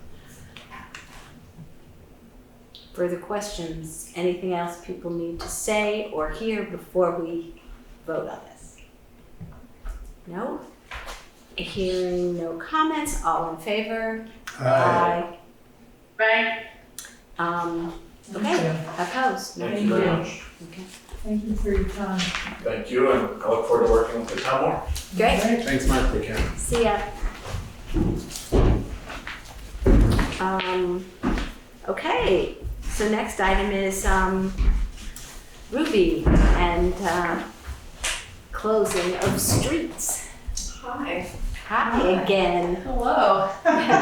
So I'm Ruby McAdoo, and you all know me in a variety of different ways. I'm coming to you today in two different capacities. The first is both as me as an individual volunteer organizer, but also as a coordinator of Putney Community Cares. We help to sponsor and move along the Halloween in Putney celebration. So the first action to get it moving is you all approving the closure of the road, which has been the tradition for many years now, which involves closing the road, all of Kimball Hill from Route 5 to, what's that road? Signal Pine. And at this point, this will be the first one since Tom Goddard's not here, since there's transition in the department. I feel really confident in the fire department staff and the folks who've supported it for years. I don't really know Brian that well, but I feel confident that whether it's him or Eric or somebody on the department will be there that night, so that if there's a problem, or if at 6:25 we say, let's open the road, nobody's around. Usually that was Tom and I calling or texting each other to say, how's it at the top of the hill? And I'd be like, clear. So that's the only logistical thing that has yet to, we need to see how it's gonna play out, but I would be shocked if there wasn't a desire on the part of the department to have a presence on the hill, to be there with the fire truck, to be there with people. Last year particularly, I think there were a few of their kind of younger, more junior members, they were just walking up and down the hill, and that wasn't something we requested, it's just because that's how they roll. And so I think that overall Halloween in Putney is a huge success, and there's, so to me, it feels like a no-brainer, it's Tuesday. But it's really your all decision to close it from year to year. So this is my formal request to do that. So that's number one. I'm happy to stop there or to go into number two. Well, let's stop there, do the motion and get through that one, okay? So I'm gonna read this motion and then we can discuss as if we need to. Select Board moves to close Kimball Hill at the intersection of Route 5 to Signal Pine Road for the annual Putney Halloween event to be held October 31st, 2024 from 5 to 8 p.m. So moved. Second. Okay. Discussion, comment, questions? So that is a Thursday night, Mm-hmm. which might be a little busy, so we're gonna get the word out early. Yeah. Okay. Yeah, so what we have historically done, and at this point I think a lot of people on Kimball Hill are already aware of what the deal is. Yeah. Even on a Thursday, because I can't change Right. when it falls. It always will fall on a different day. Yeah. But once you all decide this, I have a social media account that really only activates around now, and it stops activating right after Halloween. And I will start on social media posting you all are closing the road, get ready, do you want to put up a candy station, all those You do things. an amazing job. They'll start to roll out. Yeah. But specifically, we will, we have a map. I will kind of update it if we need to, but the map will go out. There'll be printed ones in the library and on social media and other, online platforms. But only Putney specific ones. So we do not formally advertise in Brattleboro or anywhere that tries to reach. We have people from other communities that come. They have cousins here, they Right. love Putney. We're not turning people away. We're just not actively saying, come please, everybody, because it's a lot of people. But the other thing that we do, and this is directly speaking to really a request from Karen over the years, we print kind of a small piece of paper that goes to all the houses up and down the hill that is doing two things. One, three. It's giving them the map so that they know that there's a closure. It's telling them how to contact me if they have questions or if they have concerns. So if there was someone who was like completely up in arms and they had a disability, they need to get access to their vehicle, this is not okay, I would get them directly in touch with Brian, and I would coach Brian or like tell Brian what we used to do, and essentially somebody on the fire department would escort them, and would help them to get their vehicle in and out. For the most part, we encourage people to park outside of the space they won't have access, and to walk in, and then afterwards, if they need help getting their vehicle, we will help them. I think that has always been the case, but the truth of the matter is it really has not. We haven't heard grumbling for many years because of the success of it. And I think because we've been very, very mindful about communication, and communication in a way that is really like not saying like this is what it is, live with it. It's really, if you have a concern, tell us. It's not going to change that we're going to have this thing, but if there's something we can do differently, let's do it differently. The third thing that little piece of paper does is invites people to request candy donations because they get hit very hard, and we try very hard to get donations. I must say what we get in donations is not nearly as much as we need, but it's something. So those are the three reasons for the the communication that's sent specifically to people on Kimball Hill. Thank you, Ruby. Yeah, thanks. Okay, so Select Board moves to close Kimball Hill, intersection of Route 5, Signal Pine Road for the annual Putney Halloween event to be held October 31st, 24 from 5 to 8 p.m. All in favor? Aye. Aye. None opposed? Okay, the ayes have it, and Thank you you. got the Halloween party. Thank you very much. Thank you. The select board has always been very supportive, even in the early days when they were skeptical. So I really appreciate all of that support. I do, I'll be talking to Karen about this too, just so that you have it on the horizon for Halloween specifically. Something that I've heard, and I've talked a little bit to Julie Winchester, the food truck station down there has a vision and wants to be open on Halloween.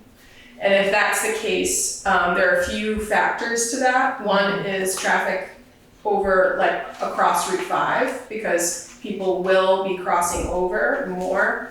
So I talked to her a little bit about it, but I did not talk about what do we do about traffic, because that's actually State road. right. It's a state road, and we have. I usually don't, but I think somebody usually talks to someone in the sheriff's office and just encourages them to come just out of public good to be there. Right. But it might be a little bit different if we're asking for essentially someone to create a crossing station. But this is not this is outside. My focus is Kimball Hill, Yes. but I'm being realistic. We're asking a whole bunch of people to come to our town and be in Kimball Hill, and there's food and excitement on the other side of town. And so I'm going to start thinking about what does it mean for inviting people up and down Main Street who might want candy, because then we could actually have a route all the way down. And if that's the case, if we end up doing that, and this is where I would talk to you before we did it, then we really should consider encouraging a crossing station. Yeah. But that's kind of this is the first time that would happen. It's a brand new thing, but it is on the horizon. And I don't really nothing about. I'm assuming there's a cost to that, and I don't know what it is. And we have somewhat of a budget. Putney Community Cares puts money into purchasing certain things, but that's the only fundraising that we do is through Putney Community Cares and people who throw in $20. But if we had a budget that we needed to meet, I think that I could put out a call for that and pretty easily get it, because there is so much good community will around this particular event and around supporting what's happening down at the food truck location. So Anyway, so that's just, that's the last Halloween thing. Yeah, Yeah. thank you for bringing that up. Yeah.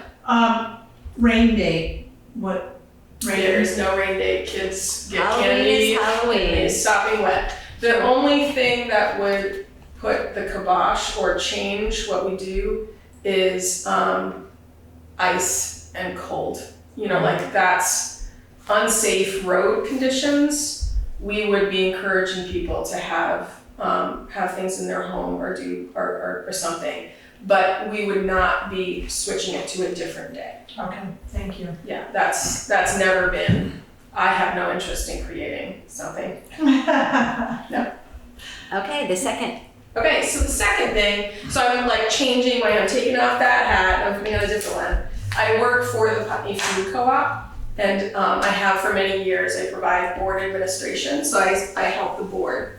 And Ed, oh my God, how am I blanking on Ed's name? Anyway, the general manager, Ed Powers. He's my boss, and he's asked me to be here and present to you a proposal. Last year, you approved this proposal, and this is a repeat of this event. So every year in October, the co-op has an annual meeting and celebration. And historically, that annual meeting had been on a Thursday and was inside at Next Stage, and it's a dinner and things like that. But last year, they were trying really hard to kind of change it up and make it more of a celebration, bring it to the co-op, have it be in that space on a weekend outside. So, and last year, we closed a small section of the road right in front of the co-op.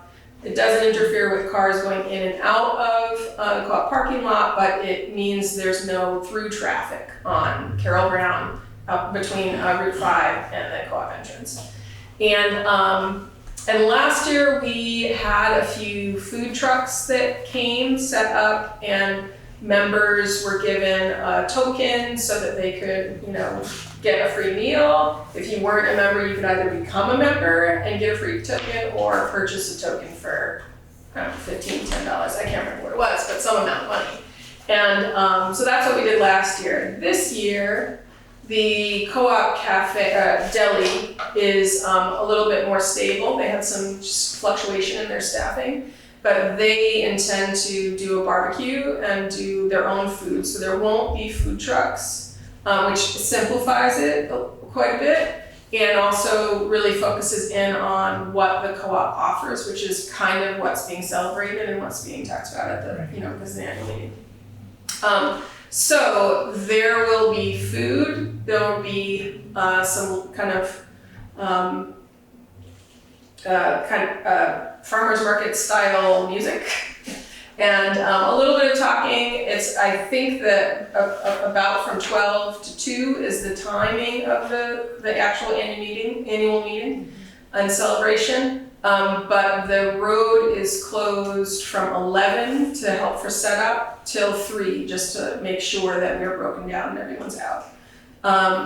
The reason that we would like to request the road closure is that even initially the thought was if we were to utilize the green space, which is where the farmer's market is, we can do that, but we anticipate and we know that there will be a lot of foot traffic.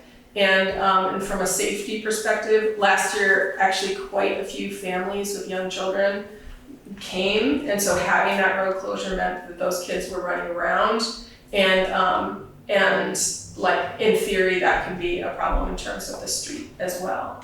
So, and I do think that I remember talking to Tom last year. I don't know that we got any complaints about that road closure because once, it's not the same as Kimball Hill. Like the inconvenience, there's a detour sign, it's closed, you kind of go around Alice Hallway. And so it's really not that big an impact. It's, even if there was a grumble, it never rose to the level of telling Tom or me. It's also a very short period of time on a Saturday. So that's the request from the co-op board. Does anybody have questions or before we put this to a vote? Anything we need to know in order to make a decision one way or the other? Nope.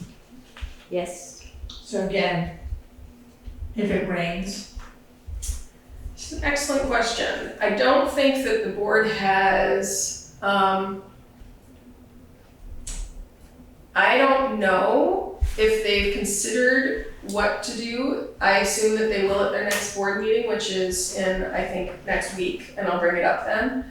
My guess would be they would plan for a rain date of Sunday, and they would only do that if it, like, you know, I haven't actually been in touch with Brian about this particular one, but it would be in consultation with the town. For them, for this particular event, it really involves them getting a person out and putting up the signage, which is like road closed, and then they clear it at 3. But, you know, I don't know what their staffing situation is on a Sunday. But I would imagine the rain date would be Sunday rather than cancellation. There are some requirements in their bylaws to have, how to have and when to have an annual meeting. We have never considered a rain date because it's always been inside. right? And it could be that they say, you know what, if it rains, we're moving into the co-op and it will be a festive, cramped Yeah, event. right.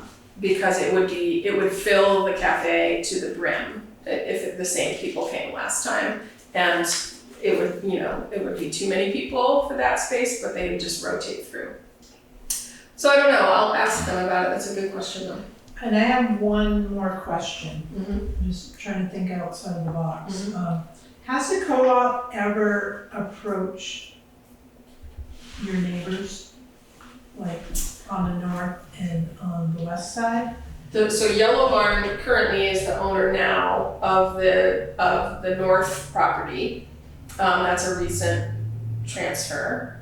And I do know that the co-op has been in touch with the neighbor to the west, who's Mike McKenzie's family foundation, I think, or at least Mike McKenzie. And but I don't think I think that the property to the west is small, at the moment unmanaged in terms of vegetation, and the access to it is very complicated in terms of it would like make the parking scene or the coming in and out scene and the walking in. I don't know that we have a vision of that. So in some point in the future, maybe that would be something to consider, but I don't know that the relationship that they have is one that would be conducive to asking for that. The Yellow Barn, I know that they are really eager to utilize that space differently, and they have approached the co-op about that. But I also think that is a little bit premature for this year in terms of that plan. But I certainly think in future years, when Yellow Barn starts to manipulate that property differently and clear some of the space in a way that makes it usable, I think that would be a really good idea. Yeah, there's a lot of green space around the co-op, and you wouldn't have to close the road for 4 hours. So it might be, like you said, not this year, but in the future. Yeah. And it'd be safer. Yeah, and more enjoyable if the properties that you're talking about are, you know, managed and maintained in a way that make it possible. At this point, they're overgrown in a way that I don't think anyone's really. There are not hours to go and weed back, and I don't think the owners are ready at this point to do that. So, but I think that's a good point. I'll bring that up at the board meeting too in terms of future planning. All right. Yes. So I suggest reading this motion with the a possible rain date of Sunday, October 20th, just so that you Sure. don't have to come back to us if you end up with that plan. Mhm. And if you end up with some other plan you can come back to us with, great. Yeah. But that's what I would suggest. So That's great. Yeah. That's a good suggestion. So I'm gonna read the motion now. Select Board moves to close Carroll Brown Way from the intersection of Route 5 to the driveway of the co-op parking lot for the Putney Co-op's annual meeting. This event is scheduled for October 19th, 2024 from 11 to 3 with a possible rain date on Sunday, October 20th. So moved. Second. Okay, does anybody need anything else in order to vote on this? Nope. Okay, hearing nothing. All in favor? Aye. Bye. Okay. Thank you Thanks. again for So that. moved. And just reiterating that we have a map that shows that road closure, and we likely won't begin, kind of promoting that until like sometime in September. This happens before, Halloween, so the window of time that people need to be alerted is about 2 weeks, maybe 3. So we'll start doing that and also have printouts and put those everywhere. So yeah. Okay. Great. Thank you. Thank you, Ruby. Thank you. Thanks. We Request a need 5-minute break. yes, I was going to offer a 5-minute break, whether you requested it or not. Okay, Thank you, Ruby. Thank you. so see you, Ruby. Thank you. So, okay, all in favor of a little break? Okay, 5 minutes. We'll be back. We're back. I know there's an official way to say that, but that's basically the gist of it. You're calling the Yeah. board back Yes. into order. Yes, back into That's order. Exactly what I thought. Okay, you're up, I'm Geordie. up, so I'm Geordie Feller, I guess I'm the head lister by default. Here to report on where we are with the townwide reappraisal, which I see light at the end of the tunnel, which I didn't see not too long ago. It's a train. No, this is the light.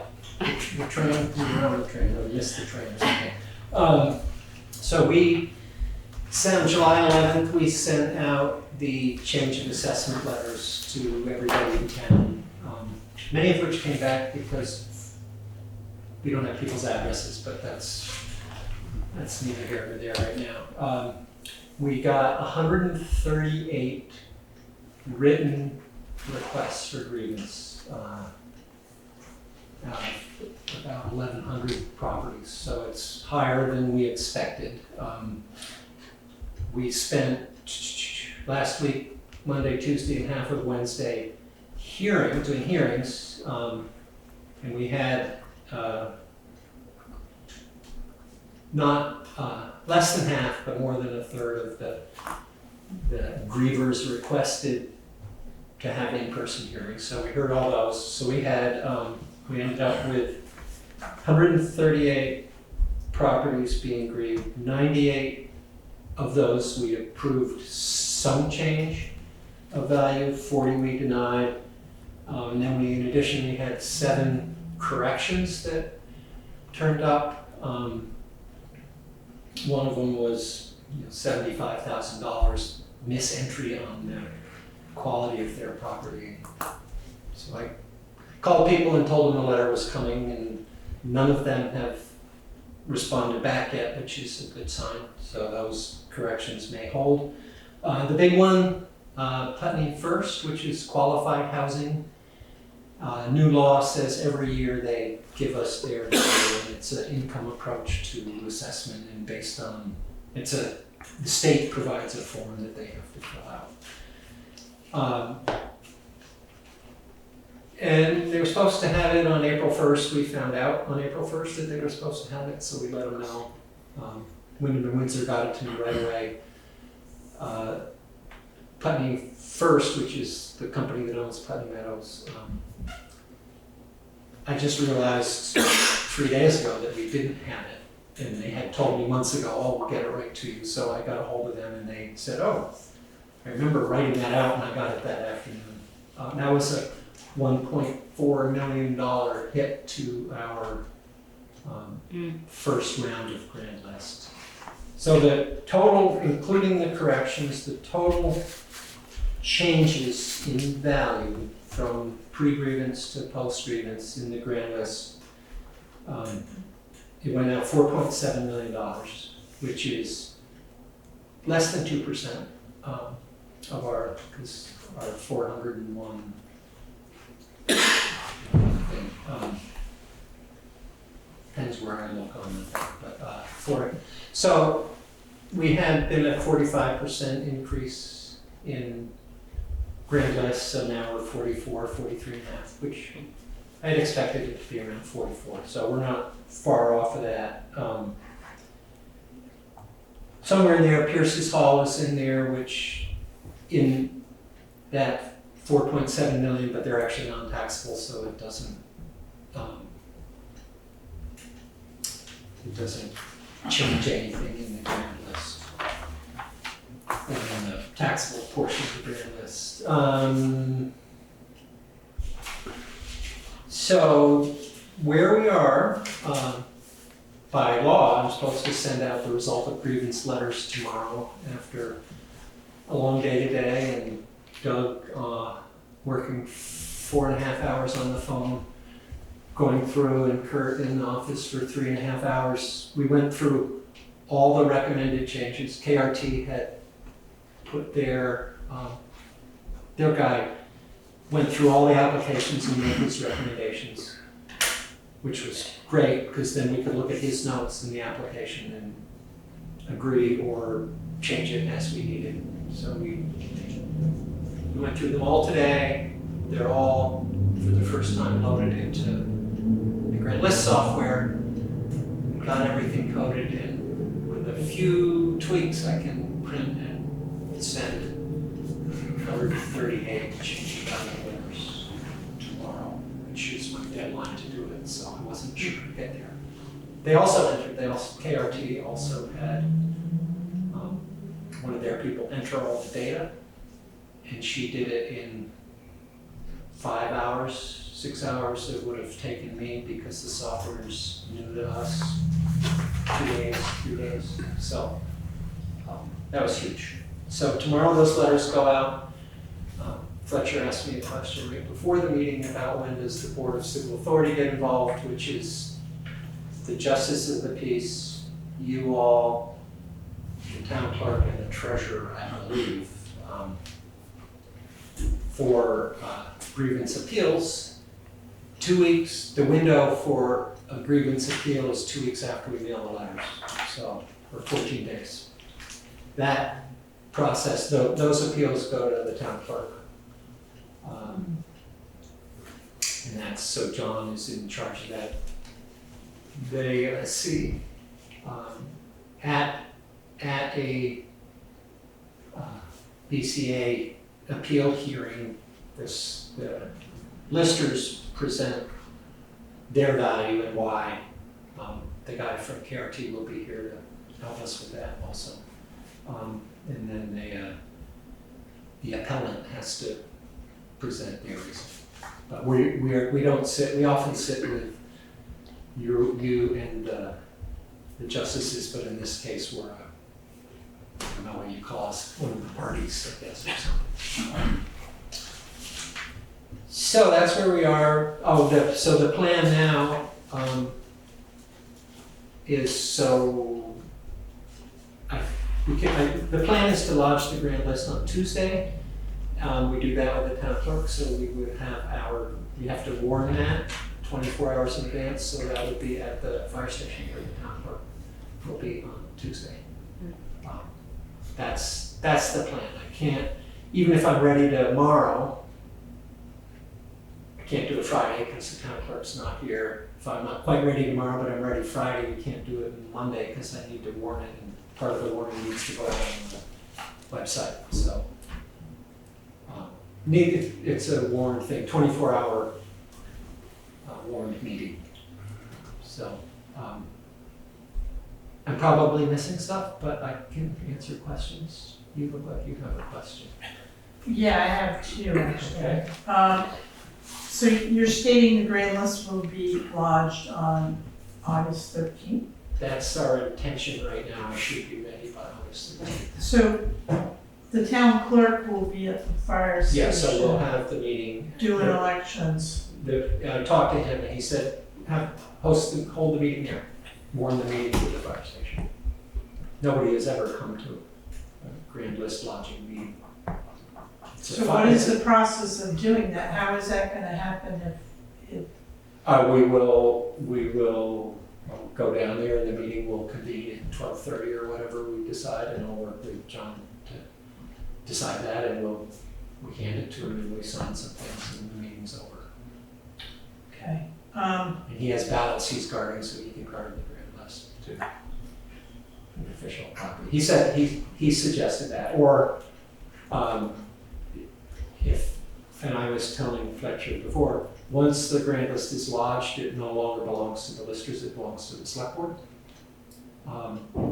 If you would rather we wait until Wednesday, I think there's that- no reason not to do that. Right. In terms of, from us, if the timing doesn't matter, because it doesn't, we could do it in the morning on Wednesday. Yeah, Eileen's got her hand up. But the other question I have too, we did an extension twice to lodge that Grand List. We got the extension to file the abstract, Okay. which so that's started the clock something- ticking for grievance, and then as soon as we finish grievance, it starts a clock ticking for mailing the change of assessment or the result of grievance letters.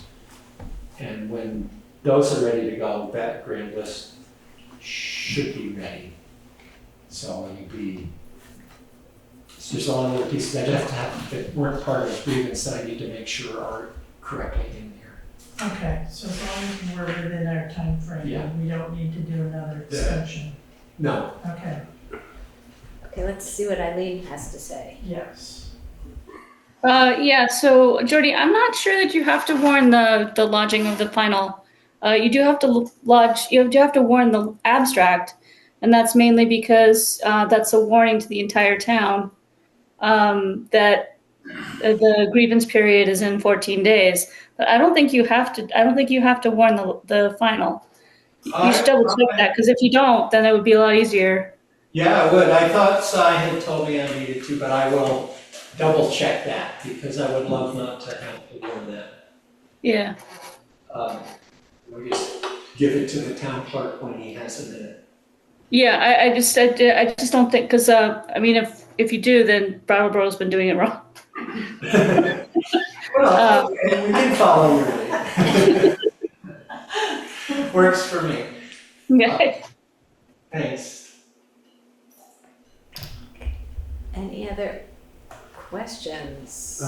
I guess my question isn't really for Geordie, but given all of that timeline, do you have an idea when tax bills actually go out and when first payments due? No, so when he lodges the Grand List, or the town clerk, the state of Vermont has to give us the education tax. Oh, I can speak to that. I got a letter from our advisor today. It said as soon as you lodge it, fill out this form, get it to Chloe. She'll do it fast. So it should be a matter of a day or so. I mean, she knows what to do, and there's 2 towns in southern Vermont that are this far back, so it won't take her long. That you had talked about Yeah, having the so, select board right. on the 21st. Yeah, because I wanted the select board to at least adopt the municipal tax rate, but I couldn't do that until the grievances and the Grand List is lodged. So once that's done, I will have a municipal rate.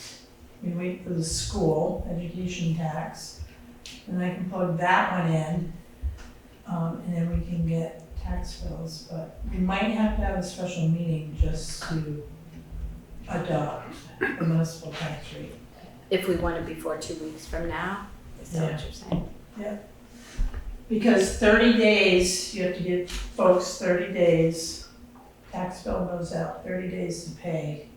So now we're behind a little bit, and it's gonna push right into November and then December. So I'm gonna look at the schedule, see what, because people are challenged right now financially, and they don't.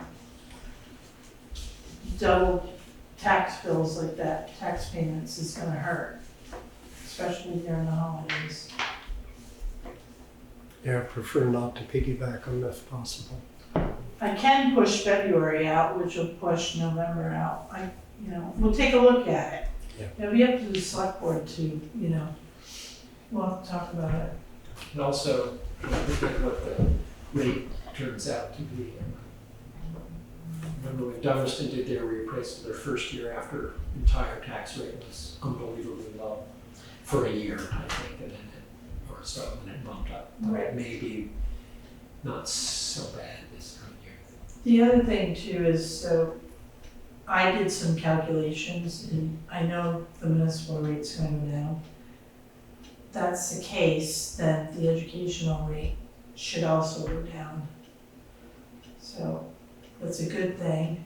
I just don't wanna talk about the number, because I haven't seen the grand list to know where that number is right now.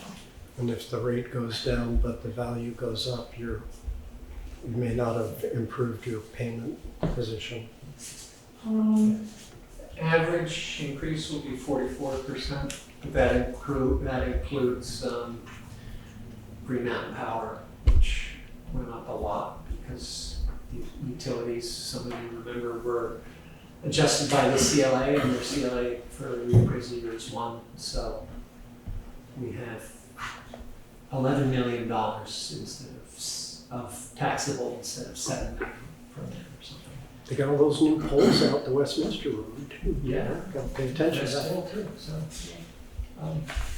So it sounds like as soon as this gets done, you'll try to call a quick special meeting. Yeah, once I get the tax rates figured out, then I'll bring them to the board. And I'll have a schedule for when tax payments will be due, So that's based all. on that first bill. That would be a 24-hour notice meeting. So, because Special meeting. as soon as you know what that number is, I'd like to be able to plug it in so that we can keep this train rolling and not have everything telescope on people. No, I get that. So this was a very big process, and I want to thank the listers. Yeah. Especially Geordie, if you didn't know, notice on the payroll warrant. Geordie had over 100 hours in the last 2 weeks. Thanks, Geordie. He's done a lot of work. it's almost like working. He's been in here on weekends, getting things done, working with KRT in the state, and Doug and Kurt also have come in. So I want to say thank you. I've never been through a reappraisal. Nobody in the building Yeah, has ever been through a reappraisal. So so, when Josh left the board, he was the one. Eileen. Eileen will be going through one soon. Yeah, no, I wanted to thank you also, Geordie. I know what it takes to get the grand list lodged in a regular year, and to get through it with as few bumps as you did, especially since we changed softwares, is phenomenal. And I've also heard from a lot of people, constituents, that your way of handling people's complaints is really well received and very well appreciated. So thank you so much. Okay. Thank you. Anything else? That's it. Thank you. Yes, see you all. all right, I'll be here. guys. We'll see you soon. Okay, so we're on to F, the 911 coordinator appointment. And that's you, Karen.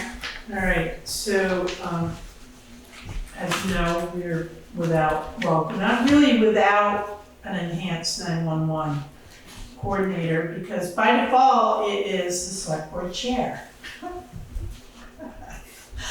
So, in the packet, there's responsibilities for the enhanced 911 coordinator.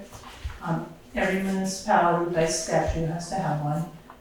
We currently do not have one, and I'd like to recommend Lenny Howard to be appointed as the E91 coordinator, because as the highway superintendent, he is the first one that needs to approve a driveway access application. At that moment, a E911 number can be generated, but most of the time it's for like new development. So he's the first one on the ground. It's important to have 911 addresses for fire and EMS, and also for the police. Money is also on the fire department, as we all know. So I think it's a dual benefit that Lenny be considered for this appointment. And I did ask the state, because I was hoping that we could have maybe a deputy E911 coordinator, but they don't allow that. They want one point of contact. But that person can train other people to, you know, help out with the E911 addressing and mapping. So it's not just getting a number. You have to measure from one driveway to another to determine what that number is. Sometimes new roads require addresses as well. You know? And it's mostly triggered by land development. So that is my recommendation. And if someone else has somebody else that they would consider, I mean. And will he be doing this as part of his job? It will be part of his folded job. into his job. Yeah, yes. Make a motion to appoint Lenny Howard to the 911 coordinator for the town. Second. Anybody need any more discussion or information before you vote? Okay, all in favor? Aye. Aye. Okay, none opposed? Motion passes. An aside, is it a complicated process to change a road name? No, actually it's not. So, person can come to the select board and request a name change for a road. Anytime you have 3 or more houses on a private road, you have to have a road name, and then they get designated addresses.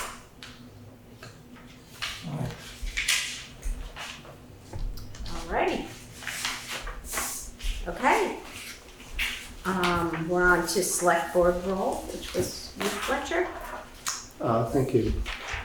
Yeah, I've been ruminating on some of the rough edges that occurred between me and the board in the early parts of my tenure, and I'm suspecting that some of it just comes from conceiving of the role differently.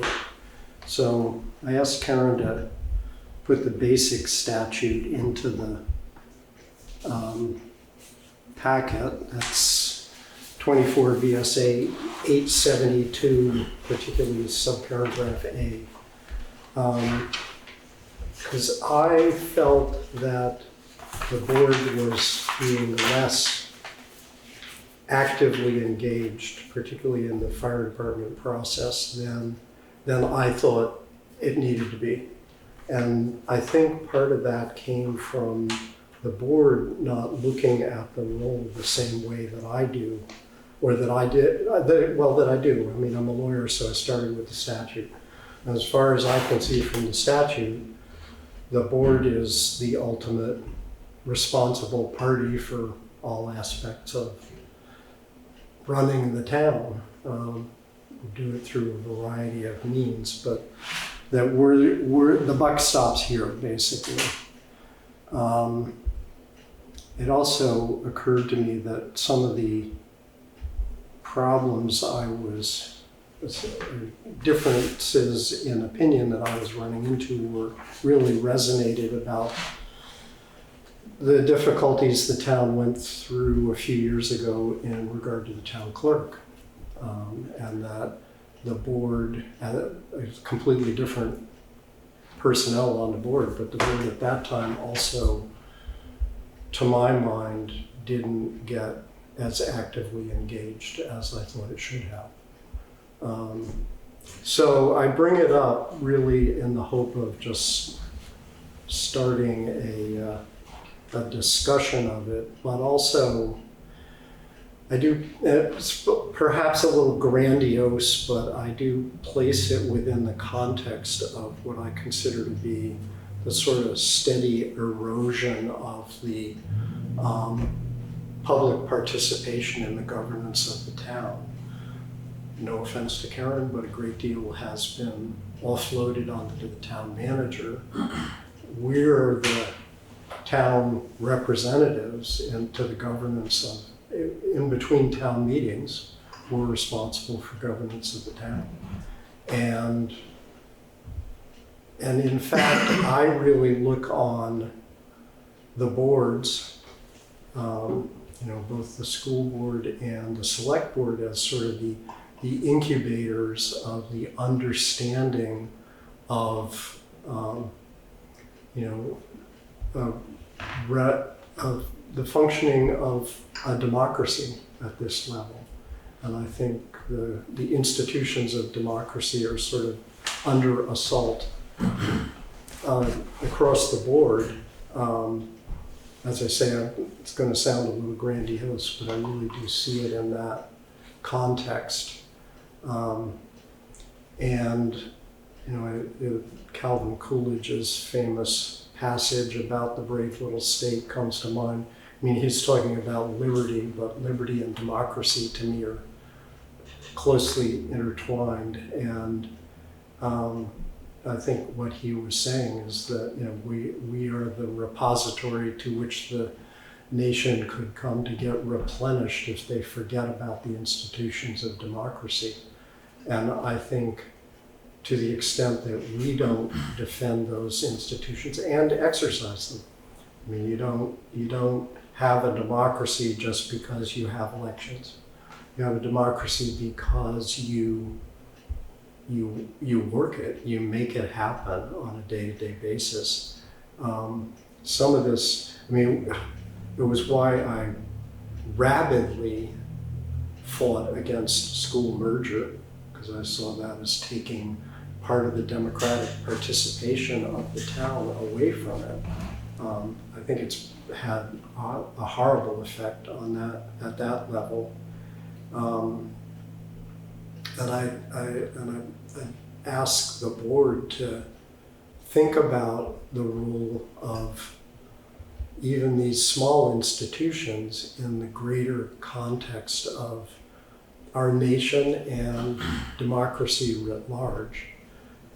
As if we allow the erosion, including the diminution of the participation of the public and the public's representatives in the institutions of democracy, we undermine one of the most fundamental resources that we have for governance, for self-governance.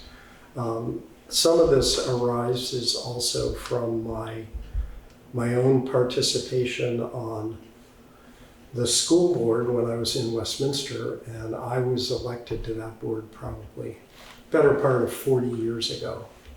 And within a couple of months of my election, I got this letter, no return address on it. It was printed material, and I apologize for my use of language, but basically the thing that it started out with was, let's get the faggot off the school board. And I read that letter, and my first thought was, gee, how do they know I'm not the faggot? But it was that kind of divisive, hostile, really undermining of what, to my mind, was an essential democratic institution.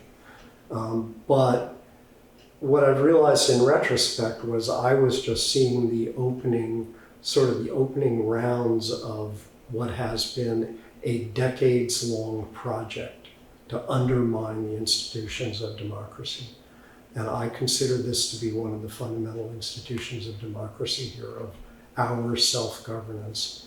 So I don't have a proposal, I don't want a board action, but what I'm hoping this might be a topic for discussion again, but what I'm really hoping is that people will give thought to the function, the role and the function of this board as really one of the fundamental building blocks of democracy, and that we need to actively participate in the governance of this town and the institutions of it, the fire department, the highway department, all of it, that we need to be really actively engaged.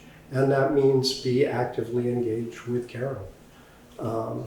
She is our agent, but because we have an agent doesn't mean that we are off the hook. So that's my pitch. Thanks, Fletcher.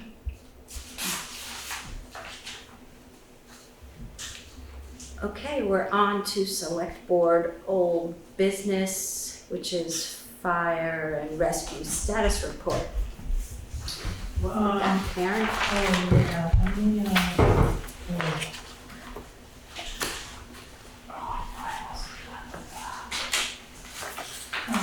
So Brian's not here, he had a previous commitment. I can say that EMS is fully active as of Tuesday this week. So we had training over at Rescue. I can't tell you how many people trained. There were 6 of us. 6, thank you, Eric. So that's up and running. I've been in and out of the fire department. I've seen Brian. I have a list of calls too for the last 2 weeks, and of course I don't have it right now. I think it's been semi-quiet for the most part, right, Eric? How should you find my list? Sorry guys, I'm just not finding it. Oh, here it is. So, Okay. fire. July 8th through the 17th, there were 7 calls. July 22nd through August 4th, another 7 calls. So Brian was in here 2 weeks ago. He reported on like 25 calls approximately. EMS completed the training. They're fully activated. ESO is moving forward. It's a software program that they report to. Administrators are assigned, so there's 3 administrators in ESO at this time. Our office hopefully will see electronic timesheets, training, and call reports going into the program moving forward. So I can say ESO is a difficult program, and no one's been trained on it. So there is availability to have training. And so Abbott Martin is working with Brian and Lenny Howard at the moment to get them up to speed. So are those the 3 people with access? Access, yes.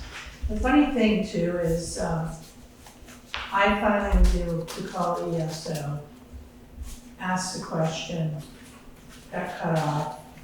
Guy sends me an email, so I respond to the email and I said, this is what we want to do. Had to write a letter, wrote the letter, and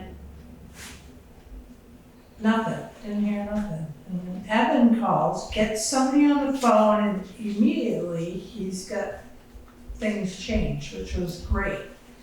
So my experience with ESO has been difficult, so I totally understand where folks are coming from with that program. whether it stays in-house or not, I'm not sure. That's totally up to the department to figure that out. I think that, well, I don't know for sure if there's an easier program, you know, that anyone can just utilize it, but, so they are working through that, so I will give everybody credit on that. Karen, when you report those calls to the fire department, can you give us any details about, you know, like what level of call it was? I can't with this last 2 weeks because I've been getting handwritten. Yeah. Who went to a call, what day it was, and then prior to that, they were writing down whether it was a motor vehicle or false, you know, fire alarm, whatever it might have been, but. It's just helpful to know, you know, what services we're providing, you know, what level of service. So moving forward, Peg, the next payroll, I did ask, I'm like, you really need to get into the system and get us the appropriate timesheets. I said, it takes us a lot of time to take 6 pages of calls and, you know, decipher that. And Ken's doing all of that. Yeah. The other thing too is you're always welcome to go down to the fire station and look at the run cards. Right, it's more just like, I think it's a reasonable thing for us to be aware, particularly in this interim period, of just what are we doing as a fire department, the information I'm interested in is, you know, how many calls, what types of calls are they, and how many volunteers we have, what's the training, you know, where are we at in terms of training up our volunteers, that's just that level of information, it seems like. Yeah, so I'm sure Brian will give you a full report in a month, because we're gonna do a monthly. Great. But at any time, you know. Yeah. You can send me an email. I will wait for the report. Okay. I look forward to a report. Yeah, no, anyone can ask, you know, and, Well, I think it's good just for all of us, for the whole community, to have that information out there as we're trying to make decisions about where to go with the fire department. You know, we're in that crux time and we're in an interim phase, and I just think the more we all can kind of be kept in the loop, including the public, will be helpful when it comes to making decisions about where to go next. so may I suggest, because we have a communications liaison. Sorry, Rachel. We can create possibly a page for our committee and start putting, that's like data, that's important, and we can put it on the website if that would be helpful. Oh, that's a whole different thing. I mean, how our committee reports out to the community is separate from what I'm saying. What I'm talking about right now is how we as a select board and community know what's going on with our current fire department. So they're both important, but they seem like two really separate things. Yeah. And when we stood up the interim fire department, I remember that was an explicit request that we had was, please report back to us. So it sounds like we will get a report from Brian. Yeah. That's what I'm looking forward to. Yeah. And then if we get it at select board meeting, everybody gets it, not just Right. the people who call in for it, or stop by the department, but the community can have access to it. Yeah, the last 2 weeks, we just didn't get what the calls were. Yeah. But Yeah. I'm sure we can put a report together. Yeah. Eileen? Yeah, I think a couple meetings ago we asked to have a report from EMS and a report from the fire department, and that they would stagger their meetings so that it would be monthly. So I know that EMS just started, so theoretically we'd have a report from them in 2 weeks, and then have a fire department report the 2 weeks after. That was my memory. That's how I remember it as well. Trading off like each. Trading off. Yeah. Would it make more sense just to do it in one, because if you're gonna have the fire chief here, you're gonna have him here bi-weekly? If he has the information, if it was my understanding that they were still kind of separate right now. Well, they are working together. Okay. Say that. It's as long as we get the information, I don't. Right, I don't- and I just want to be clear, from my point of view, if the fire chief doesn't want to come to, I don't need the fire chief here to get Yeah. a little half-page report on Okay. what's been going on in the fire Perfect. department for 2 Perfect. weeks. So that's really all I'm Okay. asking for. That's I know, it, that's better. Yeah, We can get you the data. yeah, just a I can report. get you the data. Yeah, Eric, I'll work with Eric Yeah. and Brian somebody, anybody. and Evan, so. Yeah. And I agree with Peg that it should come out on a select board open meeting, just so that it is, we're recorded right now. It's going to go in the minutes. It can go in the packet and can go online, and that informs us, and it also informs the public at the same time. Okay. Understood. Okay. Cool. Thank you. Thank you. Okay, now we're on to select board reports. Let's hope this goes quickly because it is getting late here. Okay, Cannabis Control Board. Yeah, so I met with JJ and Rachel the Thursday before last, and they showed me a draft of a draft that JJ created. And we had a few more questions, such as like fee structure and related topics. So we want to kind of do a little bit more outreach to the towns that have already come up with a process and procedure. So I'm going to reach out to Wilmington once again. And yeah, we'll come back with a draft hopefully sometime soon. They've been swamped too, so I appreciate everything that they've done. Great. Thanks, Nate. What about select board operating principles review and comment? We could pass over B and C for now. Okay. And public participation review and comment? Yeah. those- Oh, B and C you said, sorry, of course you did that. Control the use of alcoholic beverages on town property. Eileen, that's you. Yeah, so Lisa, I guess, took the time to type up the 1978 ordinance into Word, a modern word processor, and Karen sent it on to me. So I did do some preliminary changes. I changed the Board of Selectmen to Select Board.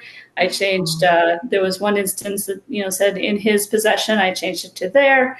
And then I started to try to incorporate the use of cannabis as well. But I found out that cannabis is, by state law, not allowed on any public property. So we don't have to go there. Yay. I did also see that we can enforce a higher penalty for the use of cannabis in public if we felt like it. So we may still want to put that in there, but it would save me a lot of heartache because I was having a hard time defining what cannabis is. So I think I'm just going to strip that out for now, and I might even have it to us by the next meeting. And as far as the transportation, the alternative transportation committee is concerned, I don't know why mine's the only one on there, but I haven't touched it. Right. Okay, you're off the hook there. I don't Okay, know why, thanks. I don't know why you're Especially since we're not doing it in August. Right, exactly. Okay. All right, thanks. We don't need an executive session, do we? No? No? Okay, so our next meeting will be August 21st unless we get called for a special meeting to go over the grand list. The taxes, the tax schedule. And so if we don't have that, we'll see you on August 21st. And can I hear a motion to adjourn? So moved. Second. All in favor? Aye. Aye.